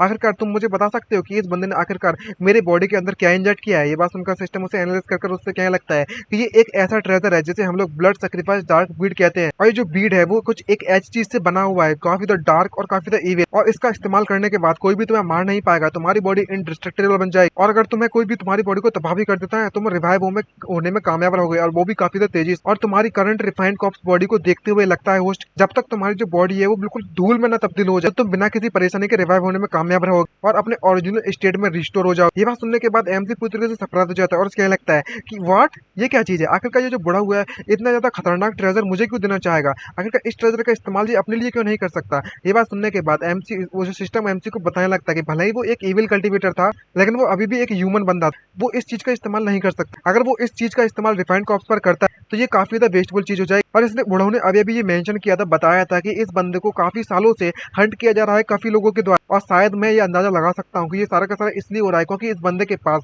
ये ऑब्जेक्ट पोजेशन में था और ये एक ऐसी चीज है जिससे कि कोई भी हासिल नहीं कर सकता, काफी तक कठिन होगा हासिल करना और इसने अपने लेवल के साथ तो इसे हासिल नहीं किया होगा अच्छी तरीके से, इस तरह का कुछ तो गड़बड़ है। ये बात सुनकर एमसी उससे क्या लगता है कि ऐसा पॉसिबल हो सकता है कि इतने जो लोग हैं वो इसका पीछे करने में लगे हुए हैं, वो इसी ब्लड सैक्रिफाइस बीट का ढूंढने के लिए पीछे करने में लगे हुए हैं। ये बात सुनकर सिस्टम भी इस बात से एग्री होता है और क्या लगता है शायद ऐसा पॉसिबिलिटी है, भले ही तुम इस ट्रेजर को ऑप्टेन करने में कामयाब रहे लेकिन तुम इसका जो ऑरा है उसको सप्रेस करने में कामयाब नहीं रहोगे लो लेवल कल्टीवेशन के कारण। एक बार तुम्हें डिस्कवर कर लिया जाएगा तो जो भी तुम्हें पकड़ लेगा तुम्हें आर्टिफैक्ट की तरह डिफाइन कर लेगा। ये बात सुनकर एमसी शॉक होती है, उससे क्या लगता है क्या इसका मतलब ये हुआ कि मुझे डिफाइन कर लिया जाएगा, तो मुझे बताओ कि अगर इससे छुटकारा कैसे पाऊं। तभी सिस्टम उससे क्या लगता है कि जो बीड है वो कम्प्लीटली तुम्हारी बॉडी के साथ मर्ज हो चुका है और इस बारे में सिस्टम भी कुछ नहीं कर सकता तुम्हारे लिए। तभी एमसी उससे कहने लगता है कि इसका मतलब जी नहीं है कि मैं एक चलता फिरता खजाना हूँ, ये तो मेरे लिए काफी बुरी खबर है। और इसी तरीके से 1 घंटे बाद का सीन दिखाया जाता है जहाँ पर 2 लोग उस जगह पर आते हैं जहाँ पर उस बुड्ढऊ की फाइट हुई थी उस डीमंस के साथ और तभी दिखाया जाता है उनमें से जो लेफ्ट साइड पर है वो क्विनियन सेक्ट का जेंग यान पी के एल्डर जिसका नाम वांग गुंजू है और राइट साइड में है वो क्विनियन सेक्ट का सेक्ट मास्टर क्वीन जुआन। और वो आकर देखते हैं कि वहां पर तो बड़ा इविल कल्टीवेटर मरा पड़ा हुआ और तभी वो अपने डिसिपल जाने की उस सीनियर सिस्टर से पूछने में लगा हुआ होता है क्या ये वही इविल कल्टीवेटर है जिसके बारे में तुम बात करने में लगी हुई थी, मैंने सही कहा ना। तभी वो सीनियर सिस्टर से कहने लगती है कि जी हाँ आप सही कह रहे हैं मास्टर, लगता है कि इस बड़ऊ को मारने वाला कोई और नहीं बल्कि मैं इसकी खुद की नेसेंट ट्रांसफॉर्मेशन स्टेज की रिफाइंड कॉप्स, और उसे मारने के बाद इस कॉप ने अपने आप को भी मार लिया। ये बात सुनने के बाद वो काफी सरप्राइज हो जाता है दूसरा वाला एल्डर, उससे कहने लगता है कि एक ऐसा इविल कल्टीवेटर जो कि रिफाइंड कॉप्स को कंट्रोल कर सकता है जहां तक कि वो नेसेंट नेसेंट ट्रांसफॉर्मेशन स्टेज की कॉप्स को भी कंट्रोल कर सकता है। भले ही मुझे पता नहीं है कि आखिरकार यहाँ पर इस सिचुएशन में हुआ तो हुआ क्या था, लेकिन ये हमारे लिए ही, दोनों के लिए ही काफी ज्यादा अच्छा हुआ कि वो दोनों के दोनों मारे जा चुके हैं, वरना हमारी स्ट्रेंथ को देखते हुए हम इनसे मुकाबला भी नहीं कर पाते और हमारा जो पूरा जो कांगलान किंगडम है वो शायद पूरी तरह से तबाह हो चुका था अभी तक। तभी वो सेक्टर मास्टर उससे पूछने लगता है कि हे नीफी, आखिरकार तुम यहाँ पर क्या ढूंढने में लगी हुई है? सारा का सारा इतना भी ट्रेजर है वो सेक्ट की ट्रेजरी में चला जाएगा, तुम्हें पता है ना, तुम्हें कुछ भी नहीं मिलने वाला। तभी वो एल्डर उससे क्या लगता है कि हे सेक्टर मास्टर, इस कॉप्स के ऊपर एक पेपर लिखा हुआ है, इसमें लगता है कि रिफाइंड कॉप्स के ऊपर कुछ लिखा हुआ है। जिस बात को सुनने के बाद जो सीनियर सिस्टर होती है वो वहाँ पर कुछ भी नहीं मिलता है तो वो कहने लगते हैं, जिस रिफाइंड कॉप ने मेरी जान बचाई थी यहाँ पर कोई भी उसका नामो निशान तक नहीं बचा हुआ। अब मुझे समझ में आया इसमें कोई भी दोहराई वाली बात नहीं है कि इतने ज्यादा भयानक बैटल होने के बाद भी वो अकेला बंदा जो कि बिल्कुल कमजोर हुआ करता था वो यहाँ पर बच भी पाएगा, और सिर्फ उनकी बैटल की माना फ्लक्चुएशन के साथ ही वो बंदा पूरे पूरे धूल में बदल गया होगा। तभी वो एल्डर उस पेपर को उठाता है तो सेक्टर मास्टर उससे पूछने लगता है कि उस पेपर पर क्या लिखा हुआ है, तुम मुझे जल्दी बताओ। जहाँ पर वो एल्डर उसे पढ़ता है तो उसमें लिखा हुआ था कि आपको चिंता करने की जरूरत नहीं है सीनियर सिस्टर, मैं पूरी तरह से सुरक्षित हूँ और सही हूँ। ये बात सुनकर सेक्टर मास्टर कंफ्यूज होता है और क्या लगता है कि जो नेसेंट ट्रांसफॉर्मेशन का स्टेज का जो रिफाइंड कॉप्स है उसकी एक सीनियर सिस्टर भी है, आखिरकार ये किस तरीके से सुरक्षित, अपने आप को इसने सुसाइड कमिट कर लिया है ऑलरेडी, तो वो सुरक्षित कैसे है वो समझ नहीं आ रहा। और इतना जब जैसे ही हमारी सीनियर सिस्टर सुनती है वो फटाक से जाती है उस एल्डर के पास और उस लेटर को छुड़ा लेती है फटाक से, और उस लेटर को लेने के बाद वो वहां से भग जाती है। जिसको देखने के बाद वो एल्डर काफी सरप्राइज हो जाता है और सेक्टर मास्टर उससे क्या लगता है कि आखिरकार इसका क्या मतलब हुआ, क्या ऐसा पॉसिबल हो सकता है कि उस पेपर में कुछ और भी लिखा हुआ। और जब एल्डर उस अपनी डिसिपल को देखता है तो वो और भी तो शॉक हो जाता है, शॉक के मारे उसके पसीने छूटने लगते हैं और कहने लगता है अभी अभी मैंने ये क्या देख लिया भैया, अभी मैंने देखा कि जो मेरी डिसिपल है वो स्माइल करने में लगी हुई थी। ये बात देखने के बाद सेक्टर मास्टर उससे क्या लगता है कि तुम्हारी जो आइस प्रिंसेस है वो सच में अभी अभी उसने स्माइल मारा था, लगता है कि तुम कुछ उल्टा सीधा सोचने में लगे हुए, ऐसा कुछ भी नहीं हो सकता। तभी एल्डर उससे क्या लगता है कि खैर वो सब छोड़ो है, एल्डर वांग आप ये देख सकते हो कि आपने अभी यहाँ पर नोटिस किया है डार्क ऑरा कितना ज्यादा मौजूद। तभी सेक्टर मास्टर उससे क्या लगता है, आई मीन एल्डर उससे क्या लगता है, सेक्टर मास्टर ने से ये बात पूछी थी, हाँ आप बिल्कुल सही कहने में लगे हो, जैसे मैं यहाँ पर आया हूँ मैंने यहाँ पर ये डार्क ऑरा को सेंस कर लिया और ये जो डार्क ऑरा है वो इस रिवर में जाने के बाद अचानक से गायब हो चुका है। शायद ऐसा पॉसिबल हो सकता है कि ये डीमन के मरने के बाद किसी तरीके का एक इविल कल्टीवेटर का जो ट्रेजर था, खजाना था, वो इस रिवर में आकर गिर गया है। हम अपने इनर डिसिपल्स को यहाँ पर सर्च के लिए जरूर भेजेंगे रिवर में बाद में। दूसरी तरफ में कहीं दूर की जगह पर दिखाया जाता है एक छोटी सी गुफा में, यहाँ पर हमारा एमसी उस डीमन कल्टीवेटर की जो रिंग होती है उस रिंग में सर्च करने में लगा हुआ था, सभी के सभी जो सामान होता है उसको देखते हुए, लेकिन सारा का सारा सामान इसे कचरा ही लगता है। और क्या लगता है कि मुझे लगा था कि यहाँ पर कुछ भी ऐसी चीज होगी जिससे कि मैं इस डार्क बीट के ऑरा को छुपा सकूं, डीमन स्टोरेज रिंग में कुछ ना कुछ ऐसा मिल जाए था सोचने में लगा था, लेकिन मैंने ऑलमोस्ट 500 पॉइंट्स का इस्तेमाल कर लिया है इस सील को तोड़ने के लिए और 380 पॉइंट का इस्तेमाल कर लिया है इन सभी को एप्रेस करने के लिए, लेकिन इस रिंग के अंदर से मुझे सिर्फ और सिर्फ 600,000 लोअर लेवल के स्पिरिट स्टोन्स मिले हैं जिनका मैं इस्तेमाल कर सकता हूँ, तो और कुछ पॉइजन, कुछ डार्क चीजें जो कि कंप्लीटली यूजलेस है मेरे लिए। और यहाँ पर इस स्टोरेज रिंग में ऐसा कुछ भी नहीं है, ना ही सिस्टम के स्टोर में ऐसा कुछ मौजूद है जिससे कि मैं इसको इस्तेमाल कर सकूं, और मैं इस तरीके से बाहर घूम भी नहीं सकता, मेरे डार्क ऑरा मेरी पूरी की पूरी बॉडी की तरफ से बाहर निकलने में लगा हुआ। तभी सिस्टम उसे सलाह देता है और उससे क्या लगता है कि तुम्हारे पास जो रेड बॉक्स मौजूद है तुम्हारे राइट साइड में, तुम उसको जरा देख सकते हो, जिसको देखकर एमसी पूरी तरीके से कंफ्यूज होता है। उस बॉक्स को उठाने के बाद उससे पूछने लगता है कि इस बॉक्स को, लेकिन कैसे? तभी सिस्टम उसके बारे में एप्रिस करके नोटिफिकेशन देता है और बताने लगता है इसके बारे में, और कहने लगता है ये जो बॉक्स है उस डार्क बीट को कंटेन करने के लिए इसका इस्तेमाल किया गया था। एट्रीब्यूट के बारे में बात कर रहे हैं तो ये डार्क बीट के ऑरा को ब्लॉक करता है और डार्क बीट के कंपोनेंट्स के द्वारा बनाया गया। ये बात देखकर एमसी काफी सरप्राइज होते हैं, उससे क्या लगता है कि तुम मुझे ये बताओ कि आखिर इस डब्बे का इस्तेमाल कैसे करने वाला हूँ, कि मैं अपने आप को इस डब्बे के अंदर डाल दूं के? और सिस्टम उसे सलाह देता है कि तुम यहाँ पर जो सिस्टम की ऑब्जेक्ट कम्बिनेशन एबिलिटी है ना उसका इस्तेमाल कर सकते हो। अगर हमारा जो होस्ट है वो एक और ऑब्जेक्ट को इस वाले ऑब्जेक्ट यानी कि इस बॉक्स के साथ कंबाइन करे जो कि ऑरा को ब्लॉक करने में तुम्हारी मदद कर सकता है, तो यहाँ पर ऐसे चांसेस तो तुम एक ऐसा ऑब्जेक्ट क्रिएट कर सकते हो जो कि डार्क बॉडीज को, डार्क बीड के जो ऑरा है उसे पूरी तरह से कंप्लीटली हाइड कर दे तुम्हारे लिए। ये बात जानने के बाद एमसी काफी खुश होता है और कहने लगता है कि ये एबिलिटी तो वाकई में काम की है। तभी हमारा एमसी उस खजाने में वापस से ढूंढने लगता है और कहने लगता है कि सिर्फ और सिर्फ मैं इस डार्क बीट को नहीं छुपाना चाहता, बल्कि मैं मेरी जो आइडेंटिटी है रिफाइंड कॉप्स की, मैं उसे भी हिडन रखना चाहता हूँ। मुझे अभी अभी याद आया, मैंने अभी यहाँ पर अप्रेस्ट करके एक आइटम देखा था, मैं उसका इस्तेमाल कर सकता हूँ। और तभी उसे एक पेंडेंट दिखाई देता है जिसका नाम यिंग यांग पेंडेंट है और एट्रीब्यूट के बारे में बात कर रहे थे जो डेथ एनर्जी को लाइफ एनर्जी में कन्वर्ट कर देता है और इसे गोड्स कल्टीवेटर के द्वारा इस्तेमाल किया जाता है इस आर्टिफैक्ट को ट्रेनिंग के दौरान जब वो ह्यूमन वर्ल्ड में रियलमी में एंटर करते हैं। तभी एमसी उसको देखने के बाद कहने लगता है कि चलो देखते हैं कि सबसे पहले तो मुझे ज्यादा कुछ नहीं करना, इस पेंडेंट को मेन बॉक्स के ऑब्जेक्ट के साथ कलेक्ट कर रख देना, मेन वाले डब्बे में इस पेंडेंट को डालूं और सेकेंडरी डब्बे में ऑब्जेक्ट में इस बॉक्स को डालूं। फिर उसके बाद उसको एक्टिवेट कर देता है, तभी वहां पर एक अजीब तरीके की एनर्जी बाहर निकलती है और बिना किसी परेशानी के वो कंप्लीटली रिफाइन हो जाता है वह आर्टिफैक्ट। इसको देखकर एमसी काफी ज्यादा खुश होता है और कहने लगता है ये एट्रीब्यूट तो एकदम परफेक्ट है मेरे लिए। और इस एट्रीब्यूट के बारे में बात करें तो वो डार्क एनर्जी को बीड का ऑरा है ना, डार्क बीड ऑरा है, उसे डेथ एनर्जी को लाइफ एनर्जी में पूरी तरीके से कन्वर्ट कर देता है। अब ये बात तो आप सब लोग जानते हो कि जो बीड जो डार्क बीड है वो कितनी मात्रा में डार्क एनर्जी बाहर निकालता है, रिलीज करता है। तभी हमारा एमसी उस पेंडेंट को तुरंत अपने गले में पहन लेता है और कहने लगता है चलो ट्राई करते हैं इसके इफेक्ट को। और जैसे ही हमारा एमसी उस पेंडेंट को पहनता है तो उसकी जो बॉडी तो ब्लैक कलर की दिखने में लगी हुई थी किसी कॉप्स की तरह, अब वो किसी ह्यूमन की तरह दिखने में लगी हुई है। और कहने लगता है कि सिस्टम आखिरकार ये कैसी चीज है, क्या मैं अभी भी यहाँ पर डार्क एनर्जी को एमिट करने में निकल लगा हूँ, क्या जो डार्क एनर्जी निकलने में लगी हुई है क्या अभी भी मेरे बॉडी से। तभी हमारा सिस्टम उसे बताने लगता है कि ये पूरी तरह से कंप्लीट तुम्हारी बॉडी से यहाँ पर जा चुकी है, लेकिन जो डार्क बीड की जो स्ट्रॉन्ग ऑरा था वो कंप्लीटली टर्न ऑन हो चुका है, बदल चुका है लाइफ एनर्जी में। और इस वक्त जो हमारा जो होस्ट है वो वाकई में बहुत ज्यादा लवली और वाइब्रेंट दिखने में लगा हो। और आज जबकि पूरा का पूरा डेथ एनर्जी लाइफ एनर्जी में तब्दील हो जाती है, बदल जाती है, तो आसपास के जितने भी प्लांट्स होते हैं वो लाइफ एनर्जी का इस्तेमाल कर बहुत तेजी से ग्रो होने लगते हैं। और हमारा एमसी एक बार फिर से भाई साहब एक ऑब्जेक्ट बनकर रह चुका है, एक खजाना बनकर रह चुका है ट्रेजर, क्योंकि कोई भी लाइफ एनर्जी का इस्तेमाल करके बहुत कुछ कर सकता है और किसी को भी जिंदा कर सकता है लाइफ एनर्जी का इस्तेमाल करके ये बंदा। क्योंकि जो डार्क बीड है वो बहुत मात्रा में एनर्जी छोड़ती है, तो ऑब्वियसली सी बात है कि जो लाइफ एनर्जी में तब्दील हो रहा है, बदलने वाला हो रहा है, वो भी बहुत मात्रा में होगा। जिसको देखने के बाद हमारा एमसी पूरी तरह से शॉक हो जाता है। उससे क्या लगता है कि अब इसका मतलब भी क्या निकला, मुझे ये बताओ, मुझे मैं अभी भी यहाँ पर लोगों को लिविंग टारगेट ही बनकर रहूंगा ना। लेकिन ये बात सुनने के बाद सिस्टम मुझे शांति देता है। उससे क्या लगता है कि तुम्हें चिंता करने की जरूरत नहीं है, वो जो लाइफ एनर्जी है उसे कंट्रोल करना काफी ज्यादा आसान हो जाता है डार्क एनर्जी के मुकाबले में। अगर तुम ऑरा ब्लॉकिंग क्लॉथ को खरीद लेते हो सिस्टम शॉप से तो वो तुम्हारे लिए काफी ज्यादा काम की रहेगी। और इतना सुनने के बाद हमारा एमसी अपने ही बालों को काटने लगता और पूरी तरीके से अपनी हेयर स्टाइल को बदल लेता और काफी खुश होता है। और क्या लगता है कि जो पेंडेंट है उसने डार्क बीट के ऑरा को पूरी तरह कंप्लीटली कवर कर लिया है। और जो मैं कपड़े पहना हुआ हूँ उसने उस पेंडेंट के जो पेंडेंट का ऑरा है उसे कंप्लीटली कवर कर लिया। मुझे अपने आप को देखने में ऐसा लगने में लगा हुआ है कि मेरे में बगाते जा रहे हैं और मैं अपने आप को पैच करने में लगा हुआ। भले ही इस वक्त मेरा जो बॉडी का लेवल है वो काफी ज्यादा लो है, लेकिन जो जॉम्बीज के लुक्स हैं वो मानना पड़ेगा, वाकई में बहुत ज्यादा हैंडसम लग रहा है बंदा तो। और तभी अपने आप पर एप्रेस टेक्निक का इस्तेमाल करने की कोशिश करता है, लेकिन कर नहीं पाता, बल्कि में वो एप्रेस उसकी मिरर पर हो जाता है, जिसको देखकर वो सरप्राइज हो जाता है और कहने लगता है कि मैं अपने आप को एप्रेस नहीं कर सकता। इसे देखते हुए सिस्टम उसे नोटिफिकेशन देने लगता है और कहने लगता है कि तुम अपने आप को देखने के लिए सिस्टम पैनल का इस्तेमाल कर सकते हो। तभी हमारा एमसी सिस्टम पैनल को वहाँ पर समन करता है, तो हमारे एमसी की सारी डिटेल्स यहाँ पर आ जाती है। इस बंदे का नाम जिंग ये है, ओरिजिनल बॉडी का नाम 857 नंबर्स में था ना, क्योंकि इस वक्त ओरिजिनल बॉडी और उम्र की बारे में बात करें तो 23 साल है। और जब ये जिंदा हुआ करता था तब वो 22 साल की थी। और इस वक्त रिफाइन कॉप्स है, जब ये ह्यूमन हुआ जिंदा था तब ह्यूमन हुआ करता था। ओरिजिनल बॉडी के बारे में आइडेंटिफाई किया जा रहा है, एक विलेजर है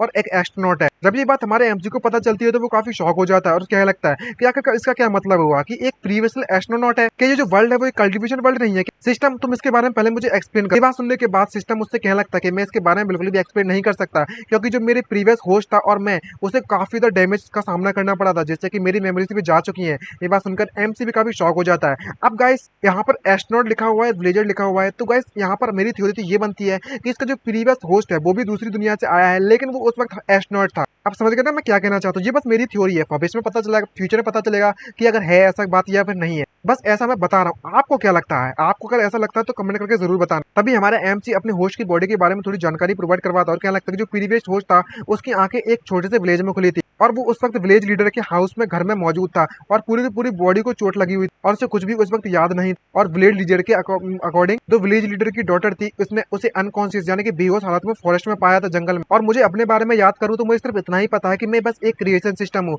जो कि कलेक्ट करता है क्रिएशन पॉइंट्स और सारी की सारी सिस्टम की एबिलिटीज को मैं यूज कर सकता हूँ। और मुझे इस वर्ल्ड के बारे में एक्सेस करने के लिए इन क्रिएशन पॉइंट का इस्तेमाल करना पड़ता है। लेकिन मुझे ये समझ नहीं आ रहा कि आखिरकार मेरा जन्म कैसे हुआ और आखिरकार मेरा प्रीवियस होस्ट के अंदर में आया तो आया कैसे। ये बात सुनकर एमसी उससे कहने लगता है कि अगर ऐसी बात है तो तुम्हारा जो प्रीवियस होस्ट है वो मरा तो मरा कैसे। ये बात सुनने के बाद हमारा जो सिस्टम है वो उससे क्या लगता है, खैर इसके बारे में सोचा जाए तो मैं सच बता देना चाहता हूँ कि इस सिस्टम में एक बहुत ही खतरनाक बग मौजूद है। ये बात सुनकर एमसी काफी शॉक हो जाता है और चिल्लाते हुए क्या लगता है, क्या कौन सी बग के बारे में बात कर रहे हैं। और इसी बग के साथ मैं इस पार्ट को यहीं पर खत्म करता हूँ। उम्मीद करता हूँ कि वीडियो आप सभी को पसंद आई होगी। तो गाइस अगर आप लोग सब्सक्राइब नहीं करोगे तो मैं नहीं कर रहा कंटिन्यू सीरीज को, तो गाइस आपको सब्सक्राइब करना होगा और वीडियो को लाइक करना होगा। कम से कम 2000 लाइक्स पहुंचा दिए अगर आपको नेक्स्ट वीडियो चाहिए फटाफट से। अगर आप ऐसा कर देते हो तो मैं फटाफट से गाइस आपके लिए लेकर आ जाऊंगा नेक्स्ट पार्ट बिना ज्यादा समय बर्बाद किए हुए। और अपना फीडबैक जरूर देना गाइस। और हमारा जो सब्सक्रिप्शन का टारगेट है प्लीज गाइस प्लीज कंप्लीट करवा दीजिए गाइस, थोड़ा बहुत तो सपोर्ट दिखाइएगा प्लीज गाइस। चलो तो उम्मीद करता हूँ कि आपको अच्छी लगी होगी। तो आज के लिए इतना ही, मिलते हैं नेक्स्ट वीडियो में। बाय बाय, सी यू नारा एंड साइनिंग आउट। अपना ख्याल रखिएगा गाइस।